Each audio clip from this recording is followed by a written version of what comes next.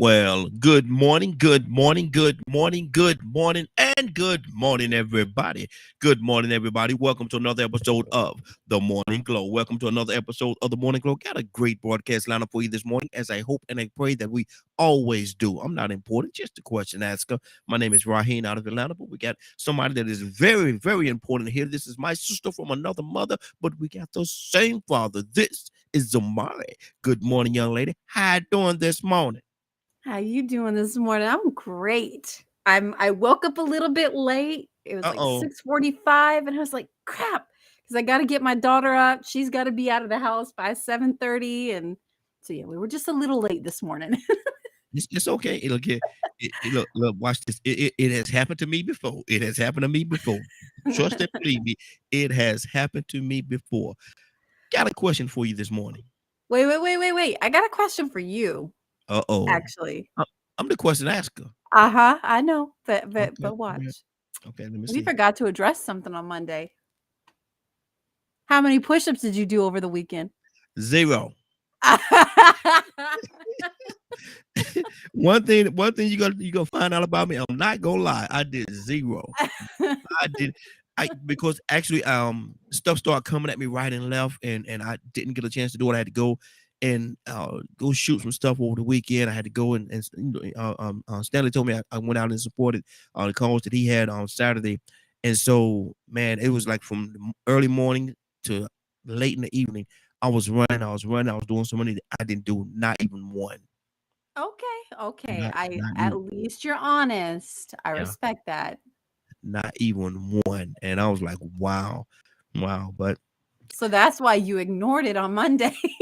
no, I no, I meant to say something. I meant to say something about it, but the conversation, got to go on and a couple of times I thought about going back to it, and I just didn't make it back to it. But yeah, Okay. What's your question now? um, they always say that it takes a village to raise a child. Uh-huh. Then that's a verbiage that we've been hearing ever since I was knee high to a grasshopper. It takes a village to raise a child. So who's sustaining and who's taking care of the village? Well, the village takes care of the village. They sustain each other How? through fellowship. Hmm. I mean, that's what it is. It's your village is your family. If you have Hmm. a family, and if you don't have family by blood, you have family by those connections you've made. So your village is whatever you make it. Some people don't feel as though they have a village. Some people feel as though they're in this whole existence by themselves. That's why the rate of homicide and suicide is up so high, because people Yeah, think they're out here by yeah. themselves, and then Well, they say the village does not exist any longer. I th- I think for a lot of people that is true because I know when my husband and I were down south, it did feel like it was just us. When we lived in Oregon, it really Mhm. was just us. Yeah. We didn't have a village. Hmm. Now, obviously, we had friends. My I can't say I didn't have family there. My dad lived there in Oregon. His Hmm. or my stepmom, his wife, and then my half sister. So, they were there, right? But it wasn't like they were proactive in our lives per se, Hmm. regularly. Yeah. Um, my village is my husband's family. Hmm. I'm closer to them than anybody else. Hmm. Friends, as far as friends. And the other thing about that too is you have to trust who not only you're around but who you're allowing your children around so that they can Yes. help to raise those children because that's really the basis of what we're discussing, right? It takes a village to raise a family. Exactly. So for me, the only person that I would trust with my children to handle them the way that I would handle them would be Ryan's grandparents, my husband, Hmm. Hmm. because his mother, she and I love his mom. Don't get me wrong. I do love his mom, but the few times she's had my kids here or there over the years, I've had my my trust in her abilities is not great. Mm-hmm. Mm-hmm. Wow. And see, that goes back to my point. Where is the village? Because if and I love the concept, I love the idea around it takes a village to raise a child. I love that idea and it's powerful. But 2023, where is the village? You know, in order for the village to raise the child, there have to be a village. And I don't know if the village still exists. I don't know. I mean, I think, like I said, I love my husband's family. I do absolutely love them, but even in that, right? Like I said, you still can't trust everybody. In a Mm-hmm. village like that, you're supposed to be able to trust everybody that handles your children, that's watching your children, so on and so on and so on. So I don't know, because it's just so jacked up. I think like back in the 30s, 40s, 50s, 60s, even, it was different, right? Because you knew who you were around, and Let me I think everyone was closer then too. Was it really different, or was is because of the technology that we have today, where we know more things are going on because there's the internet, there's all the stuff that's going on, there's these cell phones that pick up and capture different things. Is it was it better, or was it just less reported back then? It Okay, so that could have been the case too, right? Like, yeah, Hmm. that it could have been less reported. That's true.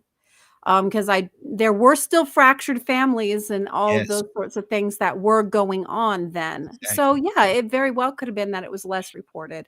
Hmm. Wow. Wow. 508-924-3521. 508-924-3521. Give us a call. Right now, we're asking the question. Yes, it takes a village to raise the child, but in 2023, where is the village? Does the village itself still exist? How can we rely on the village to raise the child if we can't find the village? Yeah, I don't 508, know.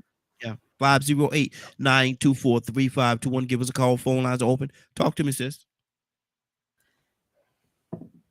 All right, let me use this as an example too, because family is something else, let me tell you. Um, so Yeah, yeah.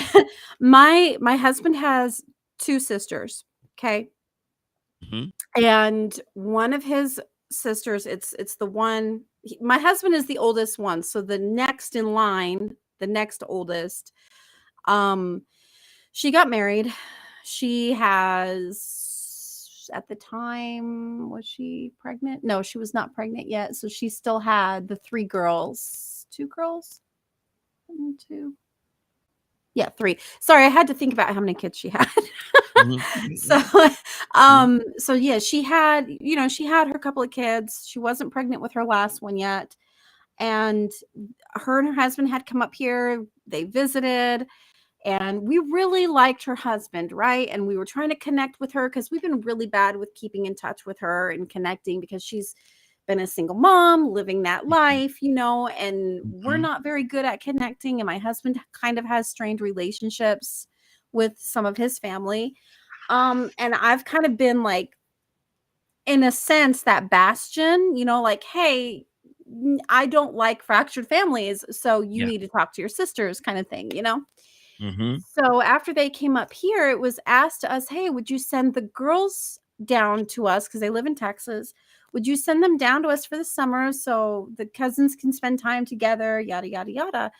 I was like, yeah, that sounds like a great idea. I said, obviously I'm not going to send my younger ones. I think they're still too young. I said, but the 2 older ones can definitely come. That's great. Perfect. Mhm. So they go down there, everything's going great. And then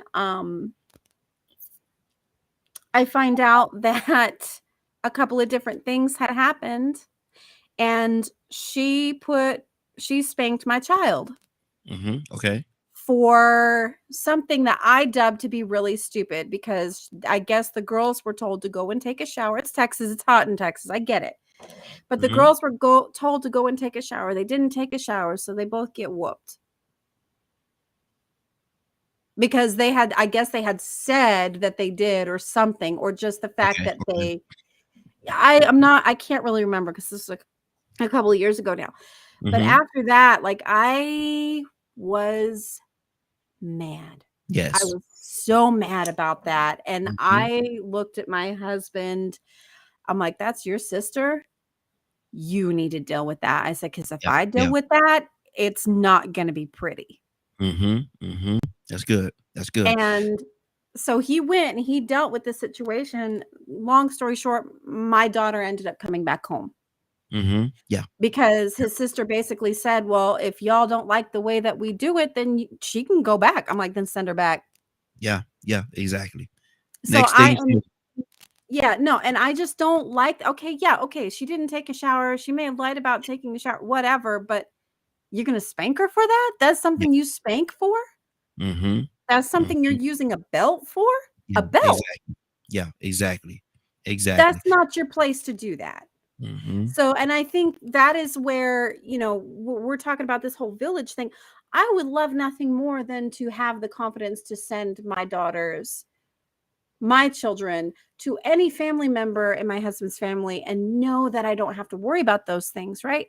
But I Mm-hmm. just don't have the trust that it Yeah. takes. And that is the bigger issue when we're talking about this whole village situation is I've been trying, right? But Mm-hmm. now after having these certain things happen over the years, it's like we still really don't have that. Mm-hmm.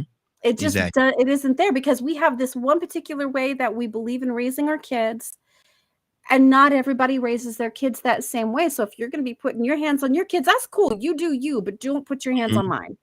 Yeah, yeah, exactly. And see, that's one of the things in the village. There's so many different rules, and people govern themselves differently. And one person will say, "Well, it's okay. They did this or they did that," but and another person will say, "No, hold on. That's not enough. That's not even close to the point where you would take a weapon out, which is the belt, and beat my children with it. That's not enough." And so there's so many different levels in this whole village thing. Badger, good morning, sir. How you doing this morning? Good morning. Badger, we're talking about the village. It takes a village to raise a child. It takes a village to raise a child. But we asking the question here in 2023, where is the village? Does the village still exist? Yeah, it, we send our kids to school. We sometimes they get sent to what is it? Day school? No, but they send kids to yeah, it is day school. Um, or hire a babysitter or different things like that. There's a whole bunch of different scenarios. Mm-hmm. That's the whole ideology of parents don't raise their kids by themselves. Mm-hmm. So is that what you deem the village? Yeah, you're choosing to stay where you're at. You're choosing to put them in that school. You're choosing who babysits them. You're choosing if you send them to day school. Badger, do you But do you do you spank your children? as an absolute last resort, Okay. Now, if you send your children to somebody's house and for a reason that you certainly will not even consider spanking that child, they spank your child, would that be a problem? now this is a person that knows me, right? Yeah. I mean, Yeah. somebody you send your children to. I mean, I hope they do. I mean, you send your children over there. Okay. So that means they'd really have to know me. Mm-hmm. Yeah, they ain't spanking them unless it's a last resort. Now you know exactly what would happen if they did. Okay, but my question was a little bit different. I say if they did, would that be a problem? I'm telling you that the likelihood would be no. Badger, you're not dealing with the question, brother. If they If did, they spank my children yes. following my rules, then Mhm. my kids deserve it. Okay, your rules are not their rules in their house. They may have a different set of rules. Like if you're listening to Zamari this morning, she gave an example, a perfect example of how that happened. I If people aren't going to respect the rules that we have for our kids, they're not going to stay at anybody's house. Mm. Now, how are you going to know that? Because I actually talk to the human being and make sure we are on common ground. So are you saying that Zamara was wrong that she didn't have that I conversation? didn't hear that whole conversation, and She it's said, not my business to say "Hey, if she's parenting right or not. Badger, you going in different directions, brother. Just stay where we are. Deal with the situation I'm putting before you. Um, are you saying that she was wrong that she did not have that conversation before she sent her children to her sister-in-law? This is I don't know. I from didn't. what you just said. When I hopped in, it Mhm. was the very last bit of her conversation. I'm telling you how I am and how I handle things. Okay, but I'm giving you the scenario as to what she said. Okay, and I'm trying to go somewhere with this, but you kind of fighting against me a little bit, but I'm trying to go somewhere with this thing. Um, you know what? Let's do this. Let me go to Tucson. Tucson, good morning. So how you doing this morning? Well, I'm like, you hear me? No. What'd you say? I say, well, I'm all right. Oh, okay, okay. Tucson, let me ask you a question. We're talking about the village. We're talking about the village. Now, we're saying that it takes a village to raise a child. It takes a village to raise a child. Where is the village? Does the village still in 2023? Does the village still exist? No. Why not? Now, because people, you can't even talk to other folks' children. I Mm-hmm. mean, you can if they are raising their kid a certain way to give respect to a person that is older, or even to a person that's just people, just respect. Mm-hmm. I think respect has gone out the window. Wow. Our kids, these kids here, tell me when I'm lying. I'm finna say something. Say it. They think that you need to respect them. Do you? Well, you should Mm-hmm. if they are respectable to themselves. Mm-hmm. Respect is earned, I think. Yes, it is. You give it, you get it. Mm-hmm. But they walk up to you, what's up, dude? OG, what's up, OG? Mm-hmm. What you say? Man. And you be walking in and they just walk right. If they going somewhere, they just walk right into you. They don't care if you're 90. Mm-hmm. You Mm-hmm. say something to you need to give me some respect. You 5. Mm-hmm. You what? Don't tell them. Don't give them no instructions. You looking for a fight. Mm-hmm. And then here come the village you talking about. What you told my child. Mm. Now the village is in a uproar because now we got to fight. Mm-hmm. So you know what I do? I keep my children at home. I mean, and I don't send them nowhere. I don't care if it's Uncle Jim because Uncle Jim is a pervert. Wow. We got this society that, we're driven by our emotions and our lust for entertainment in so many different ways. And a lot of it is sexual. Mm-hmm. We lick our lips at a 13-year-old. What are you doing, Exactly. man? Mm-hmm. You know what I'm saying? Mm-hmm. Child, you sure growing up quick. Mm-hmm. Man, you finna get somebody finna bust your head to the white meat. All the way. This is the village that we living in. Mm-hmm. Our village is jacked up. Yeah. Then I thought about something. I'll shut up and turn it over. Says, and that's just me, okay? This is just me. When I live by it, it says, blessed is a man that walketh not in the counsel of the ungodly, nor sit in the sins of the scornful, all that kind of stuff. Uh-huh. What advice do I need to get from somebody that don't believe not necessarily, they think worldly. And I'm trying to get directions from God, our creator, or some sort of wise counseling that is righteous in some kind of way. And you talking about how the world operates. Get out of here. Mm-hmm. That village is dead. Yeah, yeah, yeah. I'm And just saying. I asked Tamari a question earlier, and she said that she was saying that the village was better back in the day. And I asked the question, I say, was it really better? Or because of with modern technology today, with their cell phones, internet, and all that stuff, they have more access to report.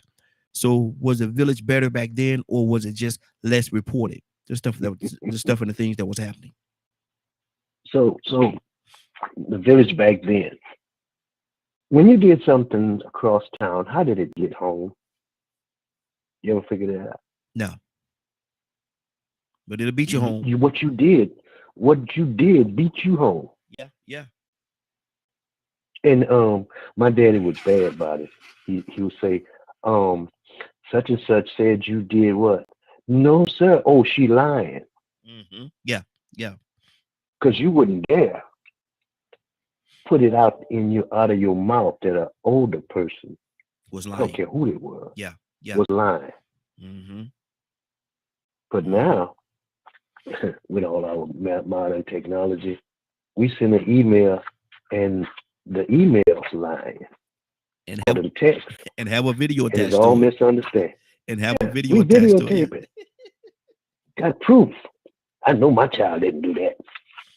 Watch this. Beautiful. Mm-hmm. Zamar, what's on your heart, sis?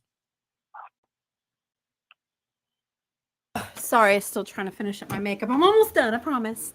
Okay.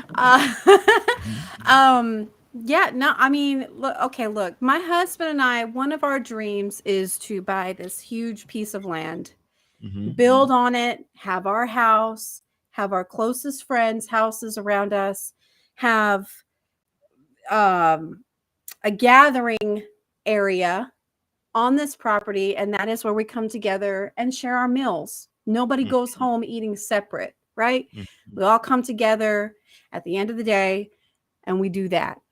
That's That good. is our village. That is what we want to create, because again, those are my husband's friends. Those are the ones that he grew up with. Those are the ones who he went through some things with and who he knows he can rely on. Mm-hmm. If you want to create a village anymore, that's exactly what it would take to create that, because our families, our people are so spread out all over the place, and they're all running the rat race in different types of ways, and there is no togetherness anymore. So I don't, going back to what you asked originally, does the village even exist? I think we're just so caught up in this world of technology and money and all of that. It's just really hard to create that anymore. So now our village is who lives in our house. Wow. That's good. That's good. Is that a sad reality? I think so, because people are very hungry for connection with people that don't live within our home. Mm-hmm. We tried to create that here in our neighborhood when we first moved in, the first year that we lived here. We invited our neighbors, come over, let's have a barbecue, let's get to know each other, let's share some food. And it was beautiful.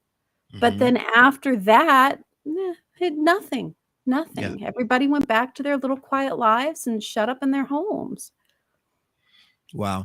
And we live in a real small community over here, and 13. There's only actually 13 houses in our community. Oh wow. And yeah. We now the communities around us are large. It's like hundreds of houses in there. But I like our little small community, and we look out for each other. Like it's to the point where it's like if we go out of town, my wife and I, we like to travel a lot. And when we do, we'll talk to one another. Look, we're gonna be out of town, blah blah blah. Look out for the house, pick up the mail and stuff like that for us. If a package come, would you pick it up and we'll get it when we come back?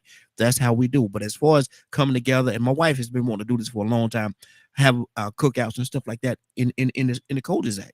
So we live on the cul-de-sac, and she's been wanting to do that and invite the neighbors over. Everybody bring a dish and we just sit around, play games, and all kind of things as a community. But it never happened. It never happened. And sometimes I wonder why. Badger, what's on your heart, brother? I mean, I heard Donald say a moment ago about keeping his kids at home. Mm-hmm. You know, a lot of people get onto us about homeschooling ours. From my understanding, and even science has backed this up, his children are very impressionable. And I've heard, I hear so many stories about kids being in school or kids going to um, some someone's house, neighbor's house, or all these different things. And matter of fact, my niece got in trouble with some friends, and now she's going to be sent out for having one of those vapor things and it had THC in it. Good Lord. Oh, my sister's mad. Mm-hmm. So, see, my sister's as protective as I am of my family and of her and of she's protective of her niece. There's 3 people that she'd let my niece stay at their house. 3, Mm-hmm.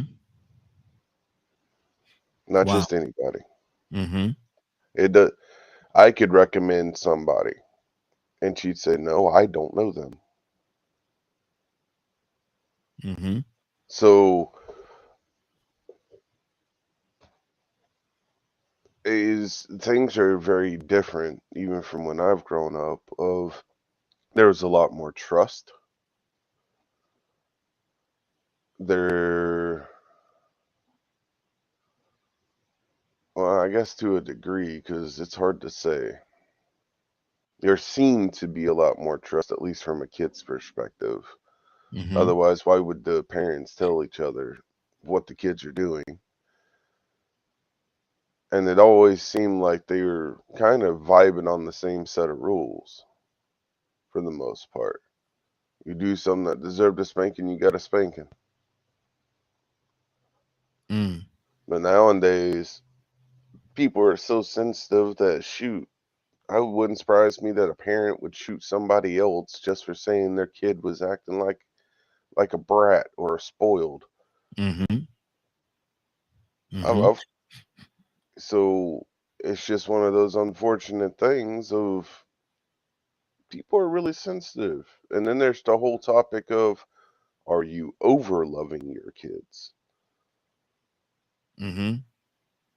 And that's a whole nother topic and direction.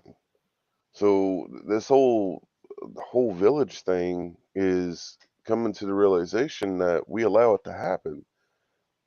Unless you literally, it is just you and your kids and maybe hopefully a spouse, and y'all literally have no TV, no computers, no cell phones, can live completely off the grid, and nobody ever comes and visits. Mm-hmm. Maybe, just maybe, you can live without a village. But for the most part, if you've got TV, cell phones, you're sending them to school, you're taking them to therapy, and da da da da da, you're not the only one teaching them rules of life. Is that a village? Is that a village you're speaking of right now, or a warped society that we live in? It's a village because you decide where you're raising them.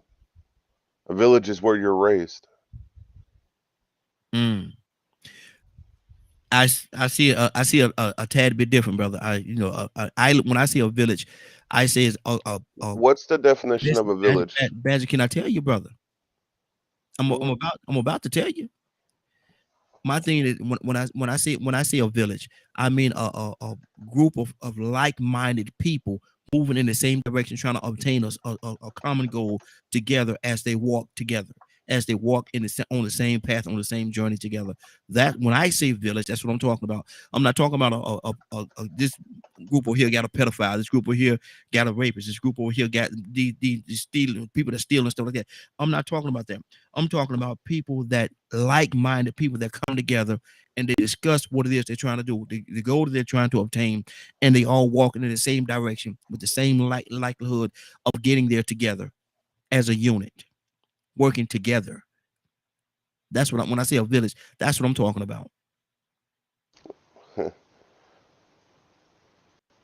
That, if you're talking about a utopian type thing, that'll never happen.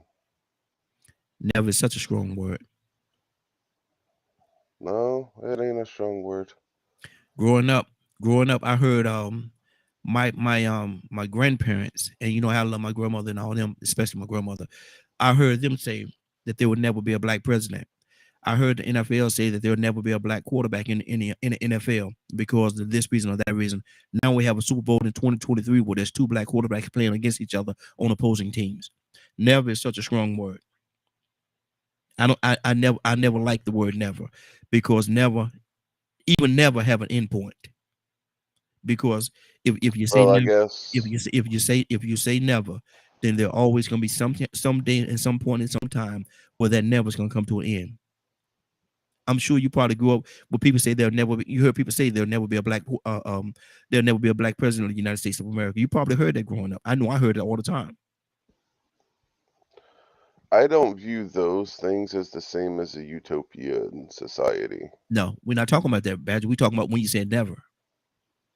Yeah, and that's the only thing I said never on, because it would take an act of God and to God to make sure the thought of sin would never exist.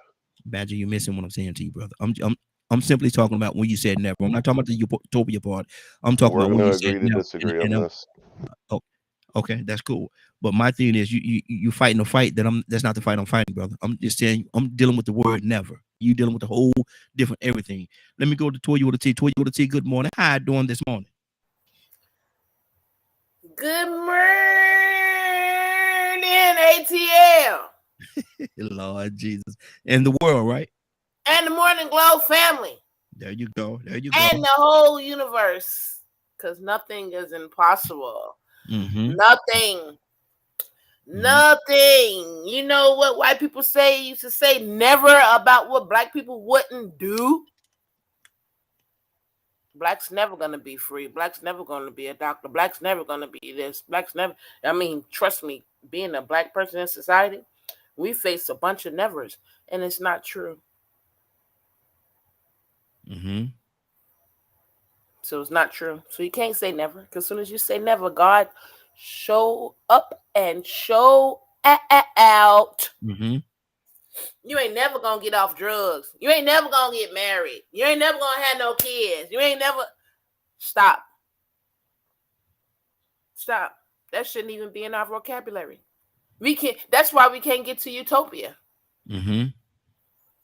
Because people always talk about never, Mm-hmm. but it's really not that complicated. It's really not that complicated. But get me back on track, Ryan. We're talking about the village. We're talking about the village, and they say it takes a village to raise a child. And I believe that. And I love that idea and the whole concept. But my thing is this right here. Where is the village? And does the village in 2023, does the village still exist? Yeah, the village exists. We just retarded as hell. Oh, excuse me. Mm-hmm. Lord Jesus. Yeah. We villaging backwards out here in these streets. It ain't a village no more. It's the hood now. Mm-hmm. Everybody want to be thugs. Walking around look crazy, tattooed up, looking weird. Yes, a village. Most of our villages now are like gangs. You know how some of these villages and real rural places across America, they got real deal cartel like gangs in some of these villages. Gangs, and what's the word for them? Help me call them. Look at Africa. Real deal people who they come from villages and they are savages. Do what you want to do. Bad to stop. Stop. Talk about race. We got to talk about race. You can't tell black people not to talk about race. Sorry. Because we're still getting beaten and murdered just for being black. So we can't not talk about race. But anyway, when it comes to being a village, we are in the village like days. We just got the wrong teachings now. You still got the village like karma because we are still influencing people to do wrong. You know what I'm saying? We're still influencing people to not do the right thing. So is there still a village? Yeah, but the village has lost sight on what the goals are, what direction we're headed in. We don't have that village of an upstanding moral mindset anymore. Everybody's out for selves, and that's what we teaching in the village. Be out for yourself. Don't be getting caught up doing this, that, and the third. You understand what I'm saying? But yeah, there's still a village. We just out of order. The villages that we're creating and that we're living in. But yeah, the village is still here. Good. Zamara, what's on your heart, sis? I can't. I want the village, right? But at the same time, there's such a lack of respect. Yes. Within whatever you consider your village. Okay, like when we were going to church, for instance, this is another situation. My sweet little, I don't even know how old she was at the time, daughter, okay? She's now 12. She was little. And you know, in school, they always do like the Valentines. They pass around the cards to all of the other students in the class, right? We went to church and she got really close with this one little boy and they were just friends. There wasn't anything funny going on there. They were kids, just little kids. She made him a Valentine's card, took it to church with us that night, gave it to him. Yes. His mother pulled my daughter off to the side, grabbed her by the arm, and from the way my daughter described it, was like in her face and telling her that this is wrong. He can't have a girlfriend and da da da da da, and I don't like what you're doing. And my daughter, being raised the way that she was raised and being respectful, sat there and took it. And did not walk away because this, one, like I said, she was raised to listen and respect. And two, she felt intimidated by that. And I found out after we got home from church that night, and I was in a rage. I was so freaking mad. So next time we went to church, and because I've got that attitude, and I start beeline it in her direction. And my husband, he kind of does that number where you know how your wife starts going in one way to say something, and you just kind of grab her and you keep her on track like you would a kid, right? And he's like, nope. And I'm like, no, this isn't right. No. And he's like, just leave it alone. I'm like, but she did this to my kid, and what right does she have? Like, if she had an issue, right, she should have come and discussed that with me, not pulling my child off to the side. And because she thinks she's holier than thou, really is what it was. And that my baby girl, my little girl, had some kind of wrong intention about it, when it was just she wanted to give her friend a happy Valentine's card. It's just innocent. And it was innocent. It was innocent. Yeah. And it's just like, but that was supposed to be our village at that time, right? But like Toya said, we're so out of order with how we do okay, I'm sorry. Actually, it is down. Okay, it's bad. I don't know what it was. Maybe I was just getting a feedback. I'm not getting it now, though. I'm not getting it. Yeah, it's all the way down. It's not even up. But it's just those sorts of situations. Because, like, for me, I'm really respectful of other people and how they raise their family and whatever. So if I have an issue with anything, I always go to the parent and I say, hey, this is what's going on. I'm kind of uncomfortable with this. However, I need to address that. I address that, right? Yes. But a lot of people don't know how to be adults and do that and come to some better resolution to do that so that they can be that village. Because in order to be the village, you have to first have the respect for each other. Exactly. And we don't have it anymore. So you don't think the village still exists? I want it to, but I don't think it does, because we're so caught up in our own way of doing things. And and now I believe we could come to that middle ground. I believe we absolutely could if people wanted to come together and put their pride aside. Yes. But nobody wants to put their pride aside anymore because they want to be right. The way they're raising their kids is the only way to raise those kids. Nobody wants to just put everything to the side and be like, look, okay, you know what? Let's do this thing together, but let's set some ground rules first. Absolutely. And that's why I was saying everybody coming together, sitting down, having a conversation and moving in the same direction with the same with a common goal. Let's get here. And I say this all the time with teenagers. They have all the fire in the world. They'll fight. They'll fight a 18-wheeler. They'll fight an 18-wheeler for you. But my thing is, you have to set a target for them, because if not, they'll just shoot in all kind of different directions. You have to give them an objective. Okay, let's do this. Okay, y'all got all this energy, so many different things y'all want to do, but let's concentrate on this target first. Let's knock this target out. Once we obtain that, we'll go over here and deal with that talk. And so that's what I think has to happen in the village. We have to have a common objective. Let's get here first. Let's get to this point. And once we get to that point, we can start talking about the other things that we need to do, because we've knocked that part of it out. Okay, now what's next? What's our next objective? What do we need to do? We have a call from the 985 area code. What's your name? Where you calling from?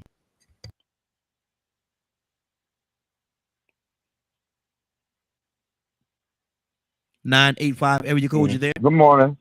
Good morning. 803-9825. Good Yeah. morning. Okay, good. Don't get your whole number, brother. I get it. I ain't tripping. My name is Elgin. But this is what I want to see. Yes, sir. When you talk about a village, it might exist, but if something is stagnant, it's really non-existent because of ineffective. And the thing is this: I'm 48 years old today, and what happens when we talk about the villages, that we forget about the different errors or the different principles that people may have lived them as a kid as they progress. When I was 48, somebody had probably slapped the teeth out your mouth for disrespecting the elder. Yeah. If you got a spanking on one part of the block, you go up the street, if somebody else saw you, got a spanking in you got a you got another one. Yeah. So for people my age, I'm pretty sure it's crazy because, okay, we were kids then and everybody enforced the rules, the whole neighborhood. Now you have teenagers telling me, "What's up, dog? What's happening, bro?" Like, we're at the same level. It's ridiculous because I refuse to be a kid twice. Wow. That's and good. that's the perspective. And you have a lot of people, they express concerns about what's happening with the kids, but no one is going to put themselves on the forefront and put them or their families at risk. And if you're just being frank and being honest, a lot of the guys I remember from my neighborhood, maybe they had beers on Friday and they were basketball coaches or football coaches. They didn't mind stepping up and actually talking to the kids, you know? And even if they had to try to change your attitude in a positive way, you can't make change with nobody being accountable for anybody. So the real deal is, and this is another thing that I don't appreciate a lot of times, all adults putting things on kids, the kids are terrible, and you're talking about your politicians, the churches, this, whatever. You're talking about these kids, but you're afraid to even approach them. So sometimes it's not the kids, it's the cowardice adults. And I repeat that, the cowardice adults. That's afraid to even kids anything. That's all I is. Exactly. Now, brother, give me your name one more time. I'm sorry, brother. My name's Elgin. Elgin. Elgin. Okay, good deal. I'm gonna call. Can I call you L? That's good. Call me L. That's cool. Okay, cool. Okay, good deal. Okay, good. My man. Appreciate it. Tucson, what's on your heart, brother?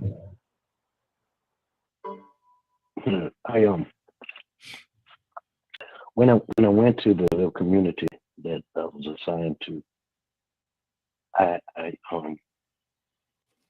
first went to the they call it an impact group.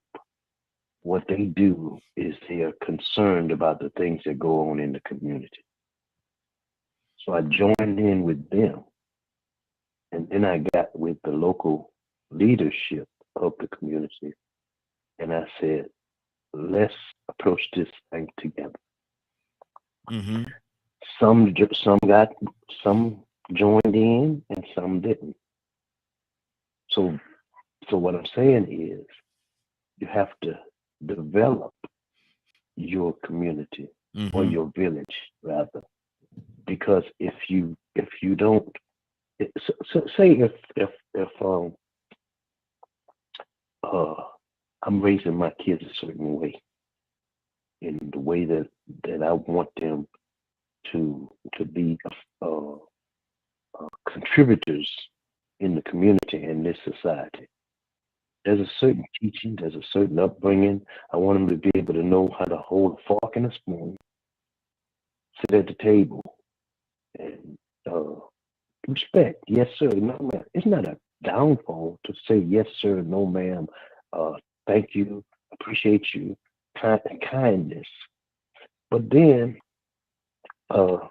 if somebody in the community, not the village that I'm trying to develop, don't think like that, then I'm hindering the village. Does that make sense?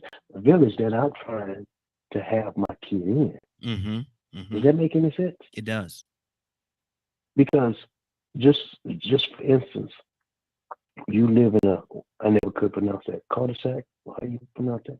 Whatever. A cul-de-sac. Got a circle of Cul-de-sac. Cul-de-sac. Whatever. Yeah, that's a circle of residents. Well, suppose you look within your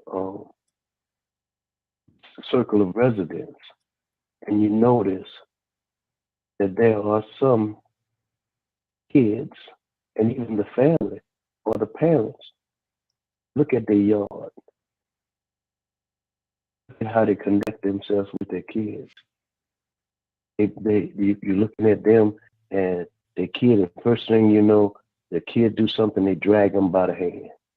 I don't like to see somebody drag their kid by the hand and just pull them. They can't be in my village. They might be in the neighborhood, but I bet you one thing, that's the last house I'm gonna send my kid to. Yeah. Because we gonna have some problems. Because so I think that when we talk about a village, you kind of don't want to have the wrong influence in the village that you develop. When we were coming up in the city, and it didn't matter who it was. They said, "Aren't you that Tucson boy?" "Yes, ma'am." You better not say who you talking to. You better not. Because that was a reflection of the home upbringing that she was in. I don't know, that's a little offset, but what I'm saying is the village has changed so much that, and it's not that, and I agree, some of these kids, you kind of fearful, not necessarily fearful, but you better not say nothing to the kids because their parents crazy. Wow. Yeah. You know that kid got a gun. What I'm gonna tell him something for? They talking. You got teenagers and some 30 and 40, and they having a conversation in the middle of the road, and they know they're blocking traffic. What I'm gonna say something to them for? You know what I'm gonna do? I'm gonna sit there and wait, because they think they're on the world. All you got to do is give them time. They're gonna be hemmed up, and you wonder why they have different type of scenarios, because people have a tendency to put everybody in the same category, which that's not true. So anyway, y'all go ahead with this conversation. Yeah, it's something that's meant. Oh, Raheem, Yeah. I thought about something. I wanted to be real sarcastic. Yes, sir. Nephew Tommy had a prank call, and the kid came home. The kid came home with 2 F's for the same test. Lord Jesus. Lord Jesus.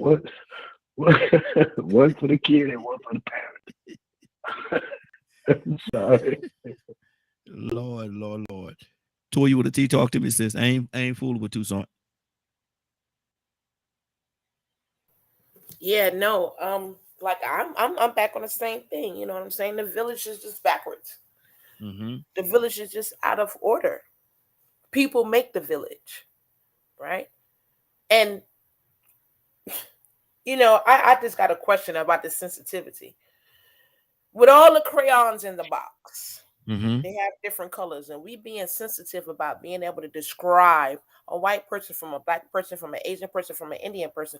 Don't nobody want to call that. So how do you describe how to pass me the red crayon? You just say, pass me the crayon, and let the person just keep picking the crayon because you don't want to say the color? Mm. Is that what we do? Or do we say, I need the red crayon, the brown crayon, the green crayon? I mean, why are we being so sensitive about who the hell I am? Hey. Mm-hmm. I am a black female in America.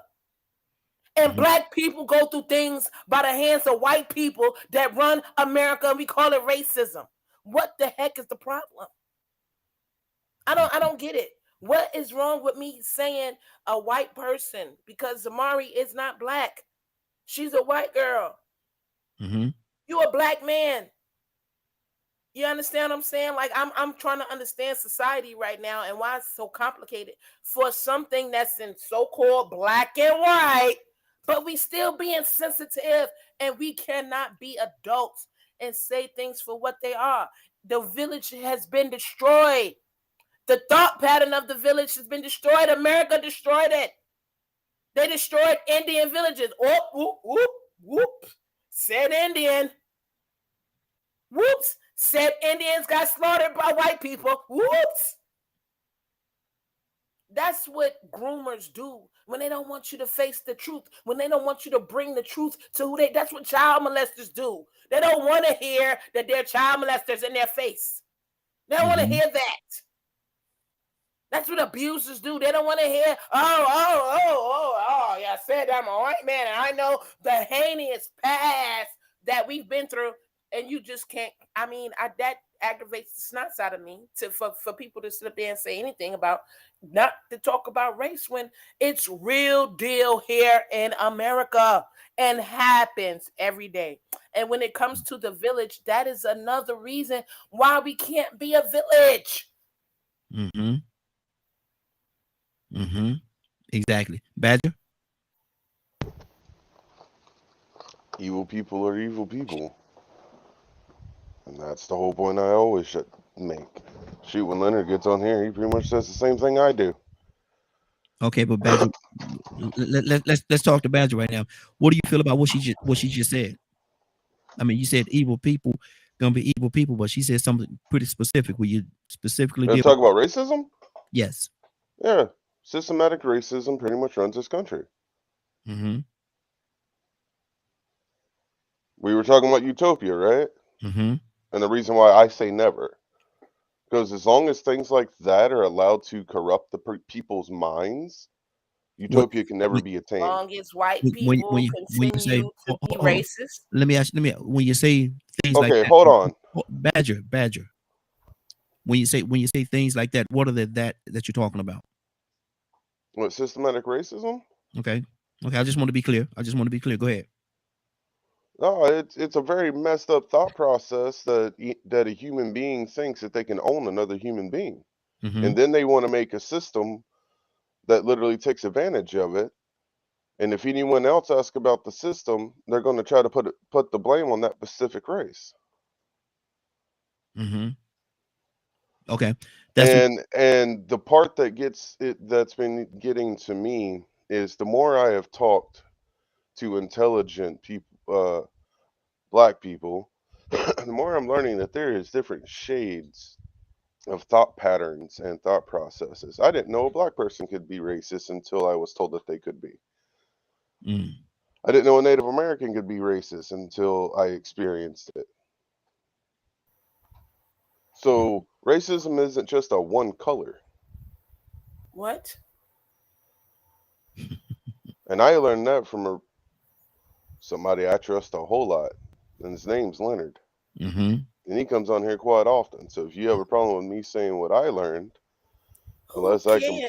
It's wrong. See, Badger, my thing is this right here, and no disrespect to you, you my brother, I love you dearly, man. But my thing is this right here. You quote other people, but I'm not asking you for other people's opinion. I'm asking you what Badger think. I don't know. I don't want you to tell me what this person told me or that person. I think racism is something Badger, are you really going to want me to answer? I don't want you to interrupt me. I want you to let me finish my thought. How you even know what I'm gonna say? Mhm. My thing is this right here. I ask you for your opinion. I ask you what's on your. I don't ask you what's on Badger or what's on Leonard's heart or this person's heart or that person's heart. I'm specifically coming to you, and you say, well, this person told me that. That's not what I'm asking you, brother. When I ask you what's on your heart, it ain't got nothing to do with nobody else's heart. I'm asking you what's on your heart. But you refer me back to what somebody else says. What's on my heart Yes.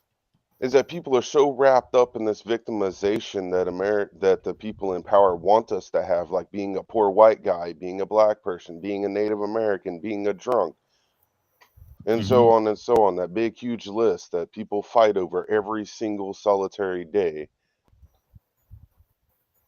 of who's worse. Your trauma's worse, my trauma's worse than yours, my struggle's worse than yours, and it's just this constant bickering back and forth. When the source of most of it is our individual capability of introspection and working on self and the evil people that are in charge. But the one common denominator that you said is trauma. You said this trauma, that trauma, but the one common denominator that you said is trauma, and they all have trauma.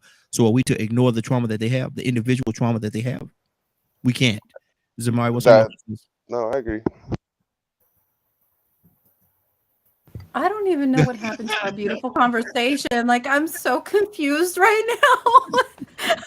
I'm like, what just happened? Oh my gosh. Like, why? Why did that even? Okay. I don't know. I don't know, right? I'm so lost. You get Willa over here so she can lead us in prayer. Exactly. Look, okay, Lord, just bring us all together and squash the stupid stuff, please, so we can get back on track and have a beautiful conversation and a beautiful day. And we appreciate all that you do for us. Amen. Like, Amen. Seriously though, like, what just happened? Wow. But let me ask you this question, Zamari. And I know you're sitting back scratching your head. What do you think happened? What if you had to tie it in one and put one nice little pretty bow? What just happened? We just had a wonderful and beautiful conversation about the village. Completely destroyed, and our village just got ransacked. Yes. Yep. Yes. Our village right here. Yep. That's what I think just happened. We're just sitting here peacefully having our conversation, and our village just got run over by a train or something. That's how it felt to me. Wow. But back to what Toya had said about the cram box. Toya, my baby, I got a question for you. If I were talking about you to somebody, and I were to say, my girl, my friend, my sister, or would I say, my beautiful black sister? Which one of those terms am I supposed to use? Because you are a beautiful black woman, and I recognize that. But there are a lot of people in this world, white people, who are very uncomfortable with saying that word. That's right. You know, and they're uncomfortable with saying that word because we as white individuals have been conditioned to think that saying that word black is bad. We can't say that. So we're very uncomfortable with saying that word. And it's something that I had to learn over time that it's not bad. It's okay to say that. It's about how you're saying it. Yes. Right? You know, it's about how you're saying it and how you mean it.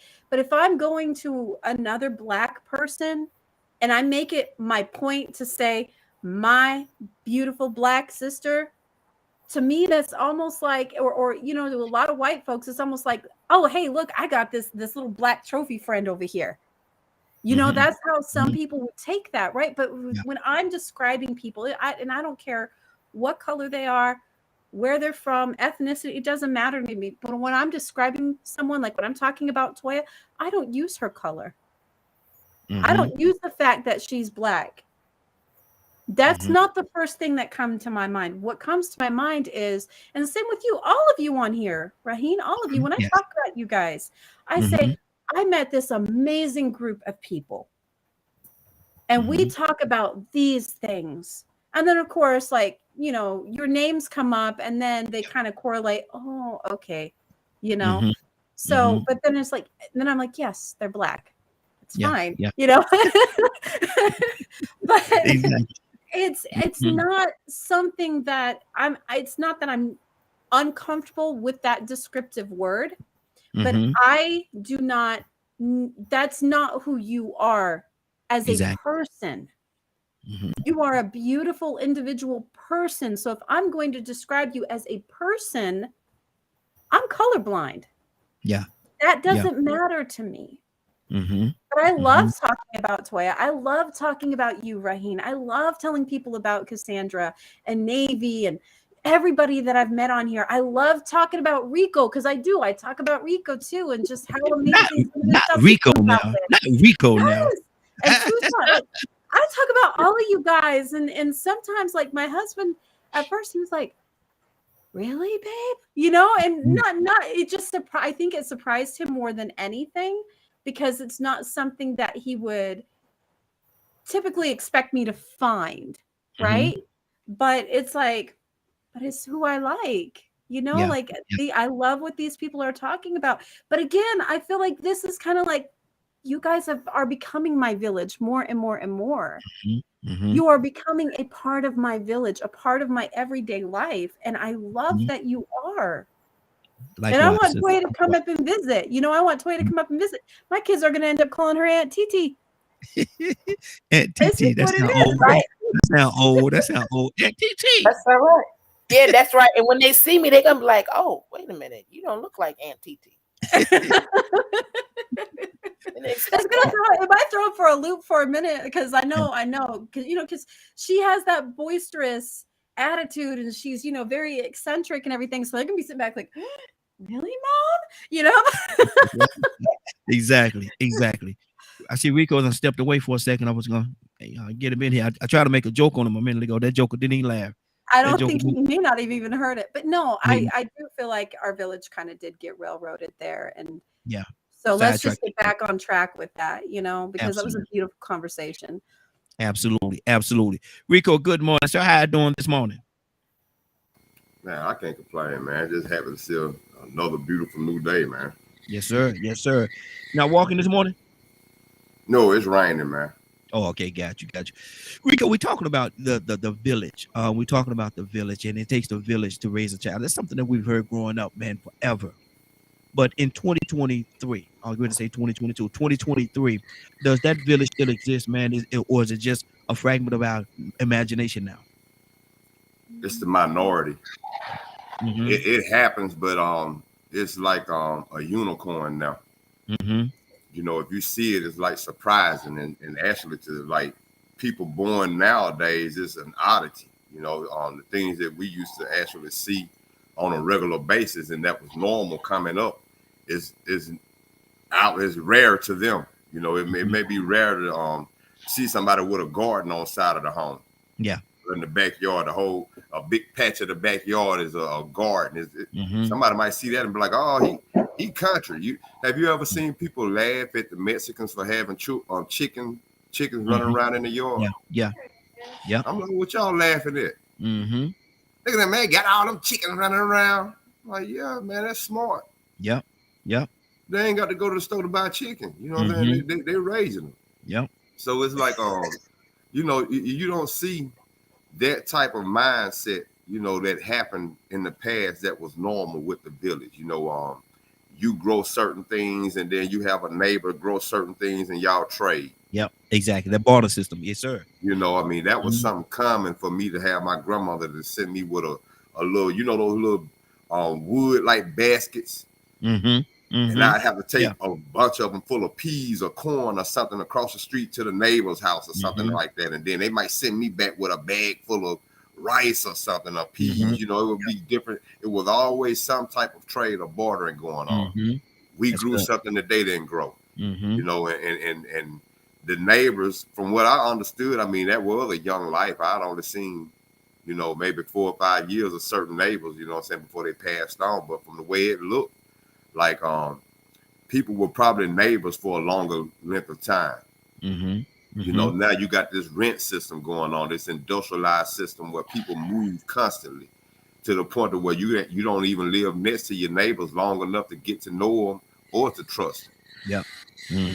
Where in the past, you probably had the same neighbors for the last 10 or 15 years. You know, so now there's no problem with the parents next door chastising disciplining the children, the next door neighbor's children, because they know them, they get along, they actually communicate and operate with one another.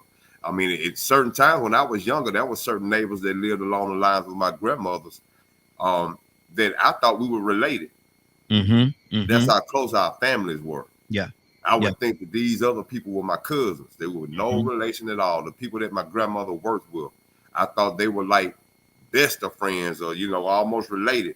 Come to find out they weren't related, but they just had that type of camaraderie. And I think that happened during that time because it was needed. Those were some dangerous times for us. Exactly. Anyway, you know.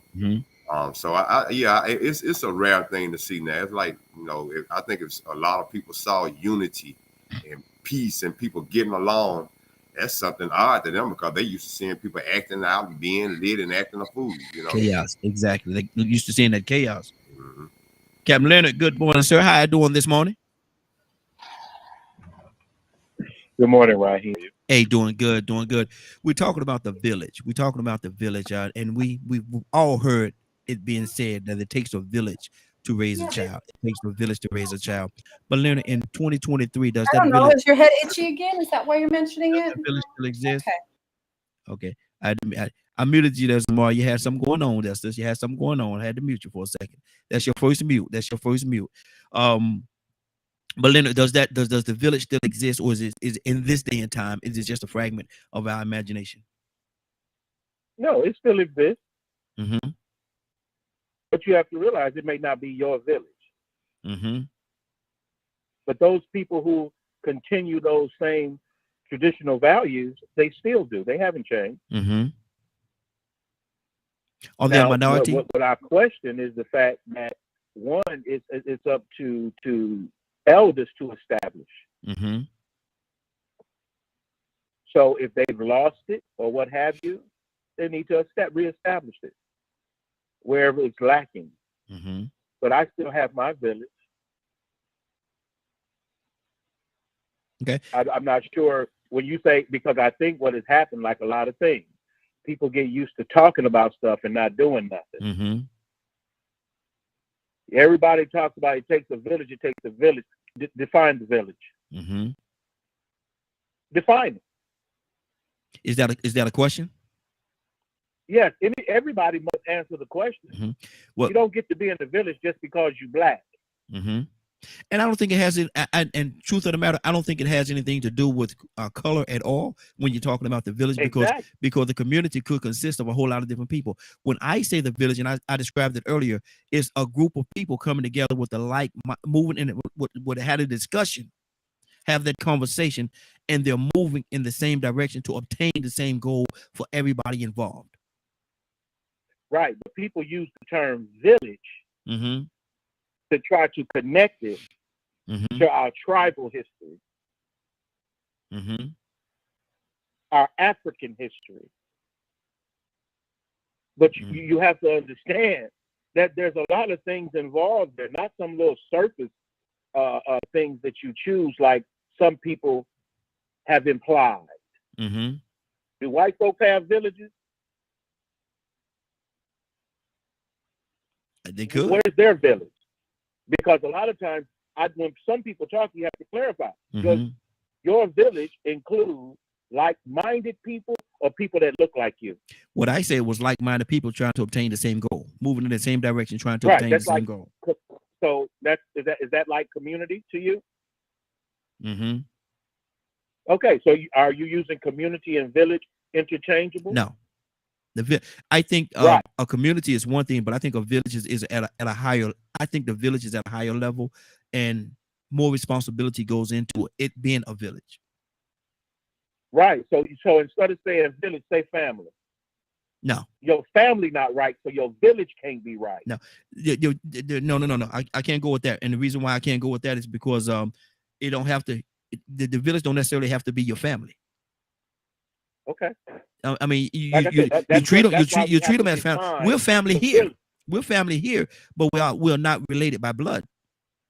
But what makes us family? Because we all like-minded people. We come together, we have the discussion, and we all have the same objective to move in a positive direction. We have the same. Are you sure everybody agrees with that? We're not for real right now, y'all. Are we?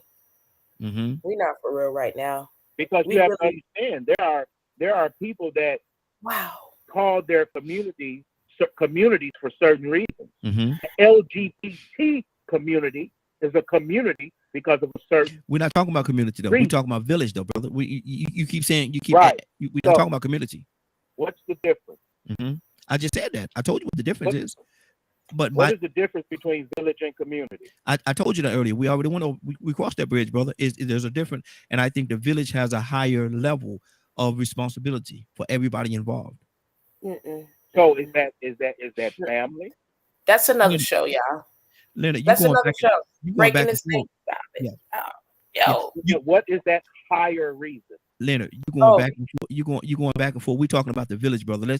If we're gonna have this conversation, let's keep it on the village. Let's not add anything in, because when we add other things in, we're watering down the conversation that we're having in regards to the village. I sort of get what he's saying. That a community can be a mental process.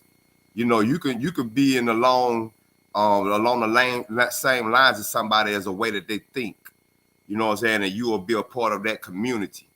A certain community that believes in the sexual behavior or something like that. You're a part of that community. But a village, really truly, a village is physically like a group of houses smaller than a town. But you can still make that a community. I mean, I still don't get this, because it's a good possibility that the people in your village, they all do have the same type of mindset as far as building your community, building your society. You know, participating in government. I don't get where this is going. Mm-hmm. Yeah, because we intertwining too many different things in here. You know, we're talking about one particular thing, and now we're adding all the other elements in. And when you start adding all the elements in, you're watering down what you're talking about. And that's you do have to have the accurate definition of it though, because sometimes people will start associating words together and don't even know why they're associating village and community. Because community can be a thought process. That can be, you know what I'm saying? I mean, you have a community of people that's white supremacists. You get what I'm saying? That's a community, but they might not live together. They just have the same thought process, and they go along the same lines of their belief system. See, when I look at village, and this is at a totally different level of what we're talking about. But when I look at village, I look at something like a tribe. As in that tribe, you know who your leaders are. You know, everybody have a certain responsibility, and they're taking care of their responsibility to make sure that the village sustains itself. You have a chief. I'll just say chief. You have a chief. You have this person there, and everybody know what you have planters. You have everybody know what their responsibility is, and if you all work together in conjunction, then the community would grow and build. Toya, you want to talk to me, sis?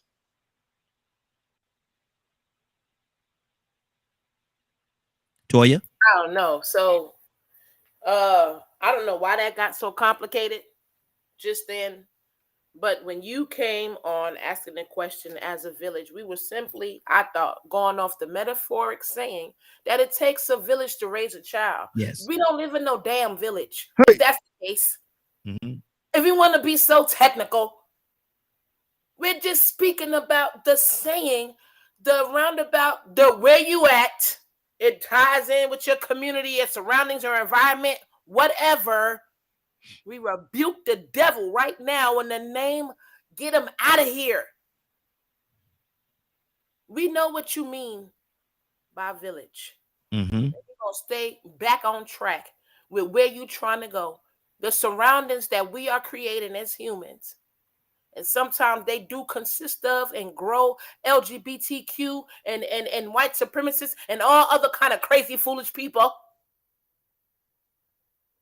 The village has been torn apart by distractions like such. Because now we want to classify villages because we don't get along in the village. So now because you want to accept me and how I am, I got to go off and build my own village because we're starting to see things differently. We're starting to do things differently. We don't have the same beliefs and value systems anymore. So there's, even if you look at the proposed true example of a village, they're different because ain't nobody the same. And then when we go into individual families, that's your own little village. Because you just specifically, me and my peoples. And still, when it comes to the village, there's still normally a king dwelling close around. Yep. A ruler, a totalitarian ruler. Yep. So let's stop playing mind fiddle games because we want to be sensitive about who we are or who you are or who we are and the mistakes we create. And let's get back on track because if we keep playing with these little games, acting like we don't know what the hell going on, we ain't going to never to a solution. So now we in the village watch the village get destroyed by other villagers from other villages that don't have the same understandings. And that's where we are in 2023. There's so many different types of classifications. We are not seeing eye to eye anymore.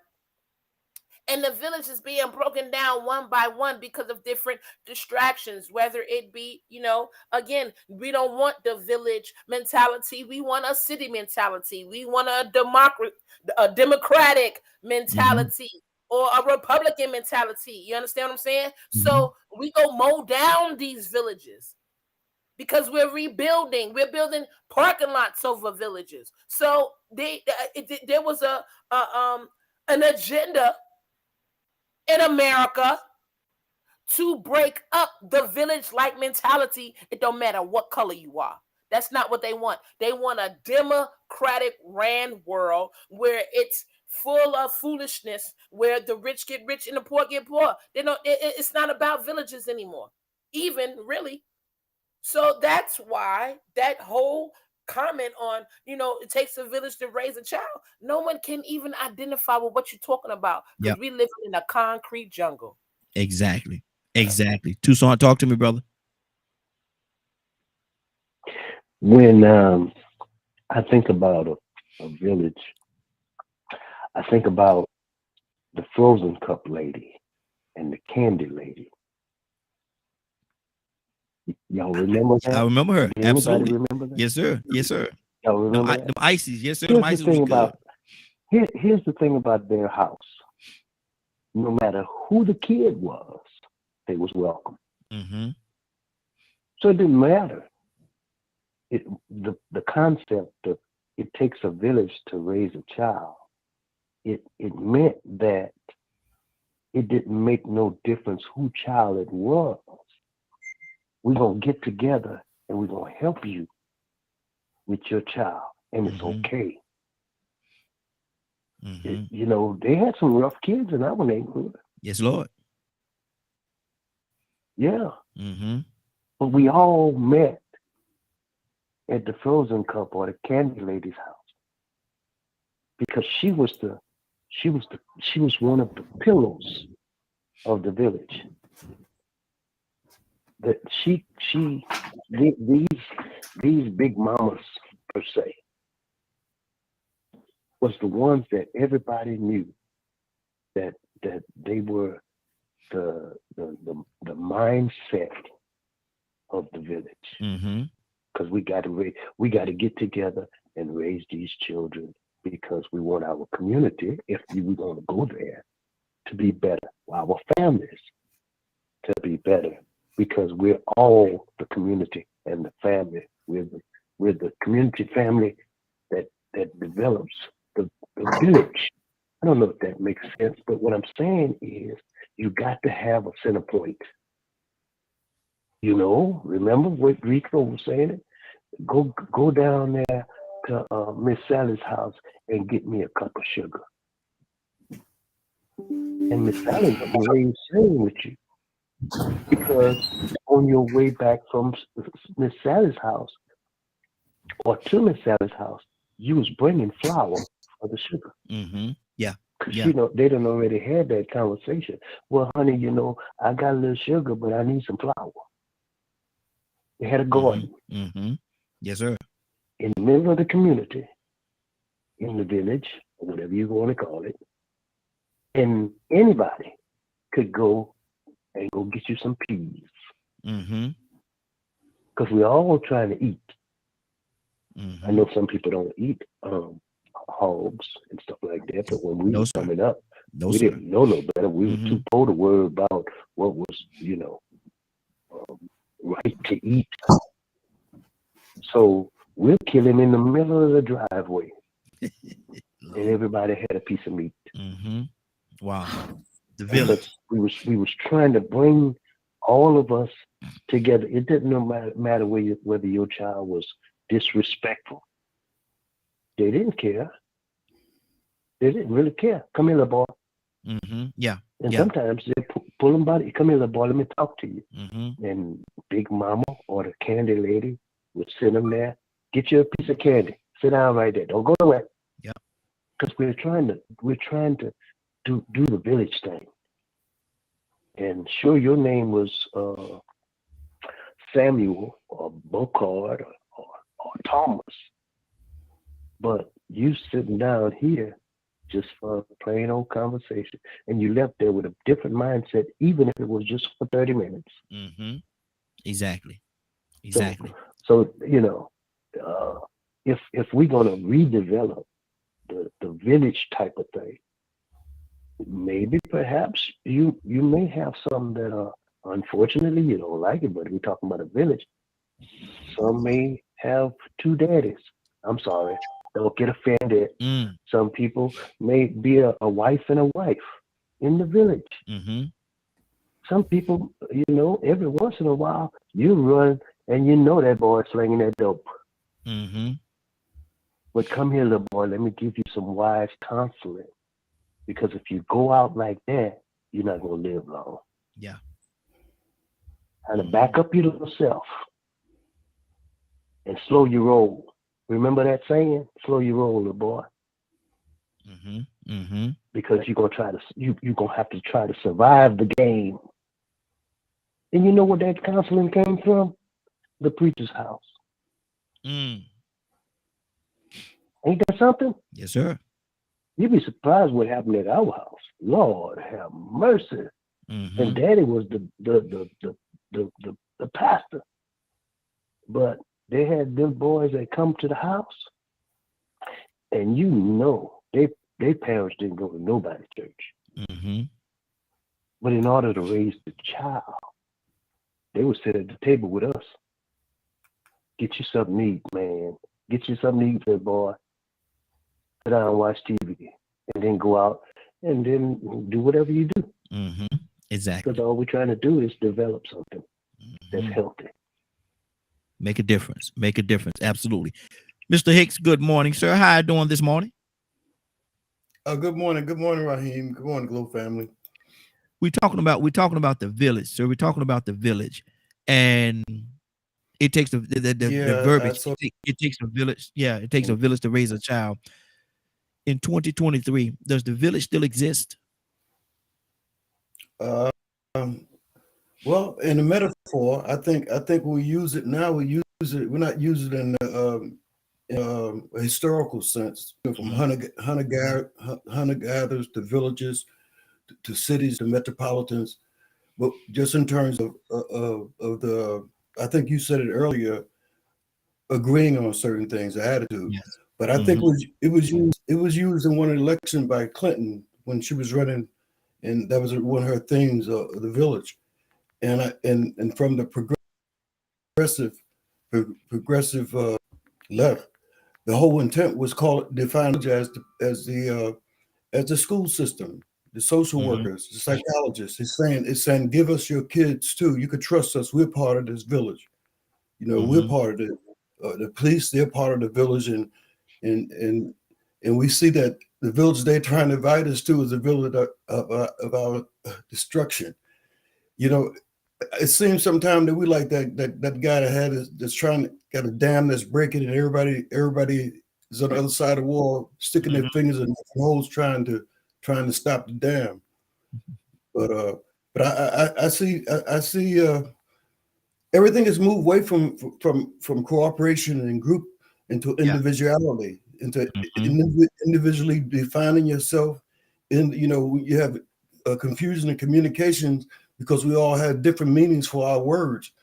But that's not happening by accident. That's been part of the last 30 years. I've seen being observant and watching it, where all the language has changed. And James Orwell's 1984, he talked about doublespeak. He said part of the plan was to change and confuse the people about the meanings of things that cause confusion. It makes it difficult for them to come together just off the linguistic, just language. Just the language. What do you mean? You said this, and it's this here, but that's all by design. But the village, we are part of a spiritual, they call it the conscious movement, a conscious group of people that sort of waking up and looking and reevaluating things and trying to be critical in their thinking, to reevaluate things, not to change the world, just to find some peace to keep them going crazy. People are losing it. Yeah, it's rough, but it's by design. Wow. There's so many different things we could say on this village thing, man. We're gonna talk about this a few more minutes, then we're gonna move on to another topic. Let me go to Stanley. Stanley, good morning, sir. How you doing this morning? Good morning. I'm doing great. How y'all doing? Hey, doing good. Good to have you, brother. We are asking a question about the village. We're talking about the village. It takes a village to raise a child. We've heard that many times over. It takes a village to raise a child. Does the village still exist in 2023? Does the village still exist, Stanley? Well, not in the way it did when we was growing up. Like I said, I'm a 60s baby, so back in the 60s, in order to make sure that everybody was raised properly and was productive members when we became adults, anybody in the community could correct any child. You know, if I did something up on Prater Street, if there was adults up on Prater Street that saw me doing something wrong, they could correct me, or even back then, he could even whoop me, as long as they didn't try to kill me. So they could whoop you, but most of the time when they did that, they were either going to walk you home. Now, this is my community. I can't speak for everybody else. They was either going to walk you home and tell your parents what you did and what they did, or they was going to send you home and they was going to call. But nowadays, people don't like constructive criticism or correction. You know, they don't want you telling them how to raise their kids. They don't want you putting your hands on their children. So the village doesn't exist like it did back in the 60s and 70s, because most folks right now are just trying to survive. You know, they're working 2 or 3 jobs or whatever they're doing. So, you know, they're working. They don't really have time to raise their kids, let alone try to help with somebody else. So that's what I've seen. Because I corrected a lady one day at the store to get some gas, and she had a baby. The baby about maybe a year old, and she was snatching the baby by the arm and all that. I said, "Ma'am," I told her, "come on now. She said, this is my child. You don't tell me what to do." And she did it again. I said, "Ma'am, you're right. That is your child, and I can't tell you how to raise your child and what to do." I said, "But if I see you snatch them like that, I'll call 911 and folks you abusing that child." Because it don't take all that to handle a 1-year-old child. Yeah.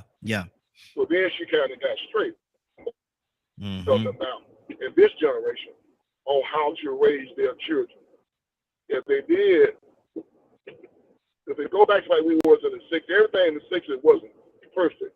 But that was one of the things that I enjoyed, because you knew whatever you did at that time, you wasn't gonna do it no more. You might do something else stupid, but you wasn't gonna keep making the same mistake. And everybody got along better. We spent more time together. On Sundays we gathered for a dinner at grandmama's house after church.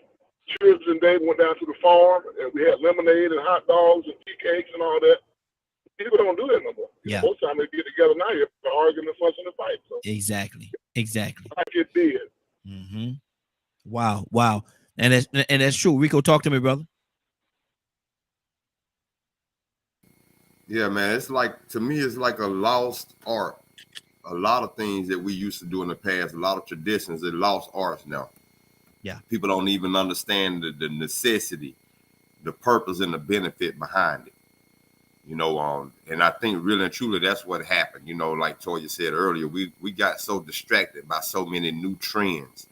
I think the Black community lost this way of the village once integration happened, and we started venturing outside the lines of our own villages, you know, our own communities, and started venturing into other communities and participating in the things that they had to offer. And since that point, we've been fleeing. We've been fleeing our own villages to try and be a part of other people's villages. But, you know, I read something a second ago, you know, because it went in that direction. And I asked the question, well, I Googled it. And I asked, how does the village and the community relate? And it's, you know, what's the relationship between them? Are they the same? You know, and to a certain extent, it was saying that the village is a part of the community, because the community starts before the village. Even though the village is a small town, it's smaller than a city, it's smaller than a town, you know, but it still starts from a community. But even though the village does start from a community, everybody in the village is not a part of the community. So, you know, it really shows that they do relate. You do have to have one in order for the other to exist. But community is such more of a wide-ranging word, to the point where you just can't put it under the umbrella of village, but you definitely can put village under the cover of umbrella. You can put city, county, all of that can go under community. You can put LGBTQ under a community. You can put atheists, devil worshippers under a community. You can put religious right-wing extremists under a community. You know, but within that community, you may have certain villages. But that concept, the true concept of that saying, it doesn't exist anymore, because it comes with a lot of consideration for others. You really can't have a whole lot of individualistic or selfish motives in a village, or you won't survive in that village. You have to still be able to contribute in some form, even if it's just showing concern for the children. Once again, understanding the purpose of survival, understanding the relationship that you have with others in that village, how important it is. I don't think people really understand or value how important their neighbors are. You need your neighbors sometimes just to keep an eye on your house, so people won't be breaking in, and you might want to you hope your neighbors would keep somebody from breaking in your house or stealing your lawnmower out your yard. You know, that's what the village does. They look out for each other. And people don't look out for each other anymore. Instead, they rather try to find ways to say that we are in a village, that we are in a community, or that there's no we. Exactly. Later. You can go and pass through someone else. Okay. Let me go to Toya with a T. Talk to me, sis. There goes Amari. Toya with a T. Talk to me, sis. Yeah, we're back on village, right? Because Rico just did the definition on how they all kind of counteract with each other, right? Which is something that's really valid. However, we still should not allow the classification of who and what we are get past the solution. And if we have people from other communities or other governmental entities coming to destroy villages, then that's an issue. If we have corporations that's coming to destroy these villages, these communities, these, places where people have like-minded values and try to, accomplish a decent living, that's the problem. And that's where we need the solution at. And that's where we are in America in 2020. Our villages, our communities are not at its strongest because we have other governmental entities that are out to destroy that. I don't see nothing wrong with a group of like-minded people, and if we're going to use LGBTQ, for example, they want to go all together and huddle in a corner and get there and be treated fairly, I don't see anything wrong with that, long as you don't influence or enforce things and have agendas on mind. And that's where that's where we take the turn at. Because when you have other communities, other forces, the satanic forces, right? You want to be able to go to school and get your rights and freedoms too. I get that. Again, don't come imposing your way of life on mine. And when it comes to dealing with the government, I guess we don't consider, governmental entities as villages and corporations as villages. But we need to think about those entities, because while we're stuck here bickering on the difference, they're destroying our villages by influencing capitalism, eating up all the mom and pop shops.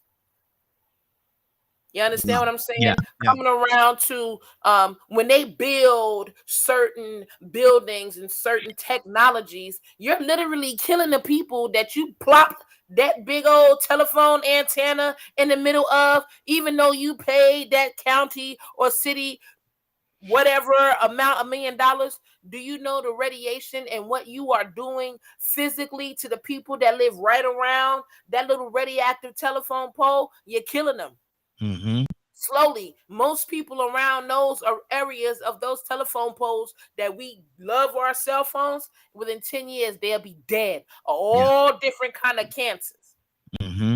You understand what I'm saying? And we don't think about that because we still over here bickering about what's the village, what's the community. You understand what I'm saying? And this big fish out here frying us up like we little goldfish. We getting swallowed up out here, and we're not focusing on it. You know what I'm saying? We're not focusing on our government, not making sure that our police and not murder us, not come up with solutions on how to keep our kids safe, not come up with solutions on how to make sure we operate our cities to a capacity to where we're not creating another school to prison pipeline. Like, we got real stuff out here to talk about, but we get sidetracked on trying to say, the difference on a village or community. That I think that's where we dropped the ball at.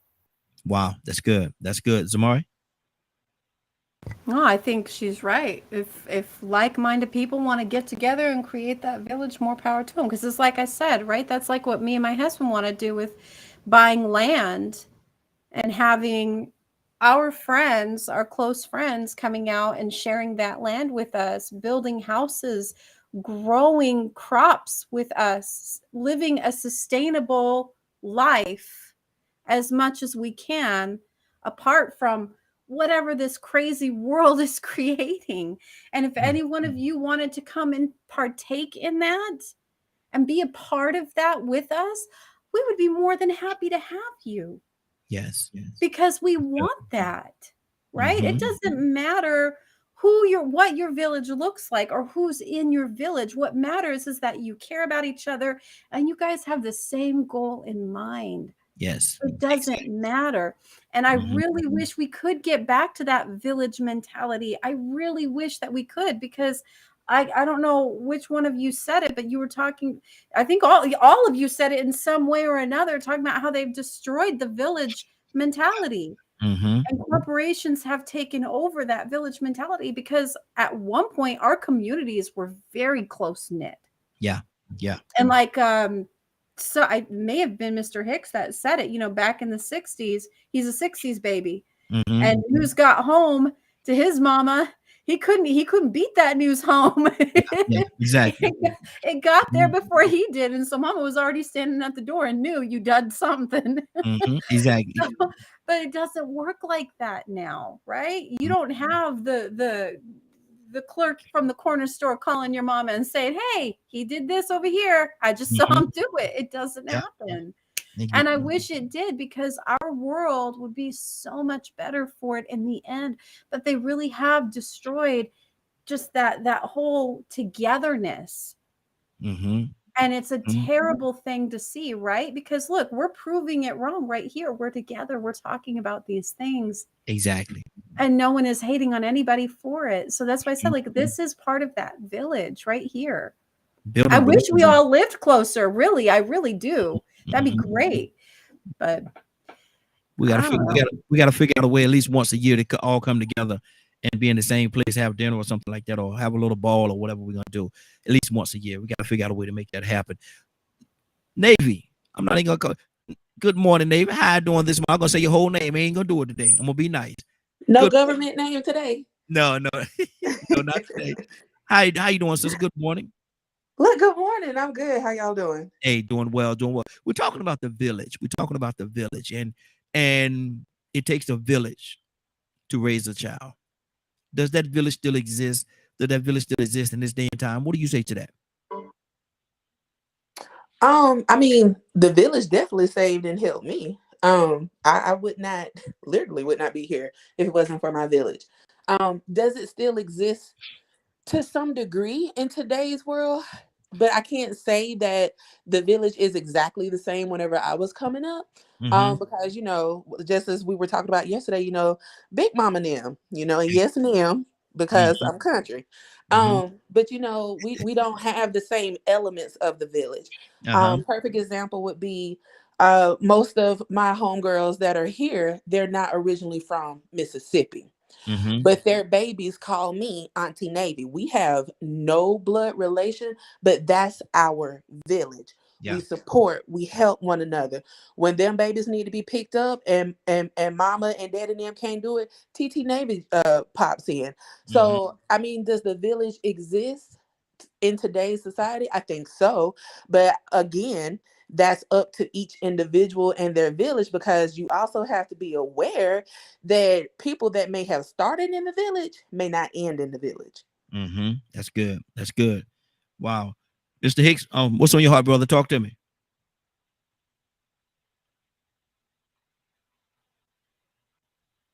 Mr. Hicks, you there?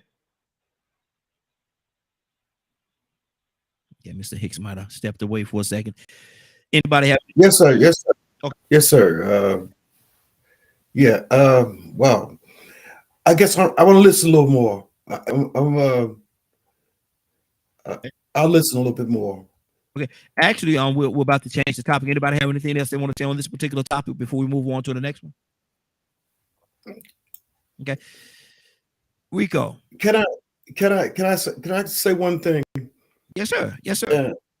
Yeah. It just seems to me and I hope I'm not offending anybody, my intent, but it seemed to me with all the things that are happening right now in our world, politically, economically, and all these sits, that I find it hard to focus on these kind of conversations personally. It's all right. I like listening to other thoughts, but I remember when they raided Trump's thing and that whole thing, all the different things that happened, how there were topics for our discussion at that time, because it beat it up on one side.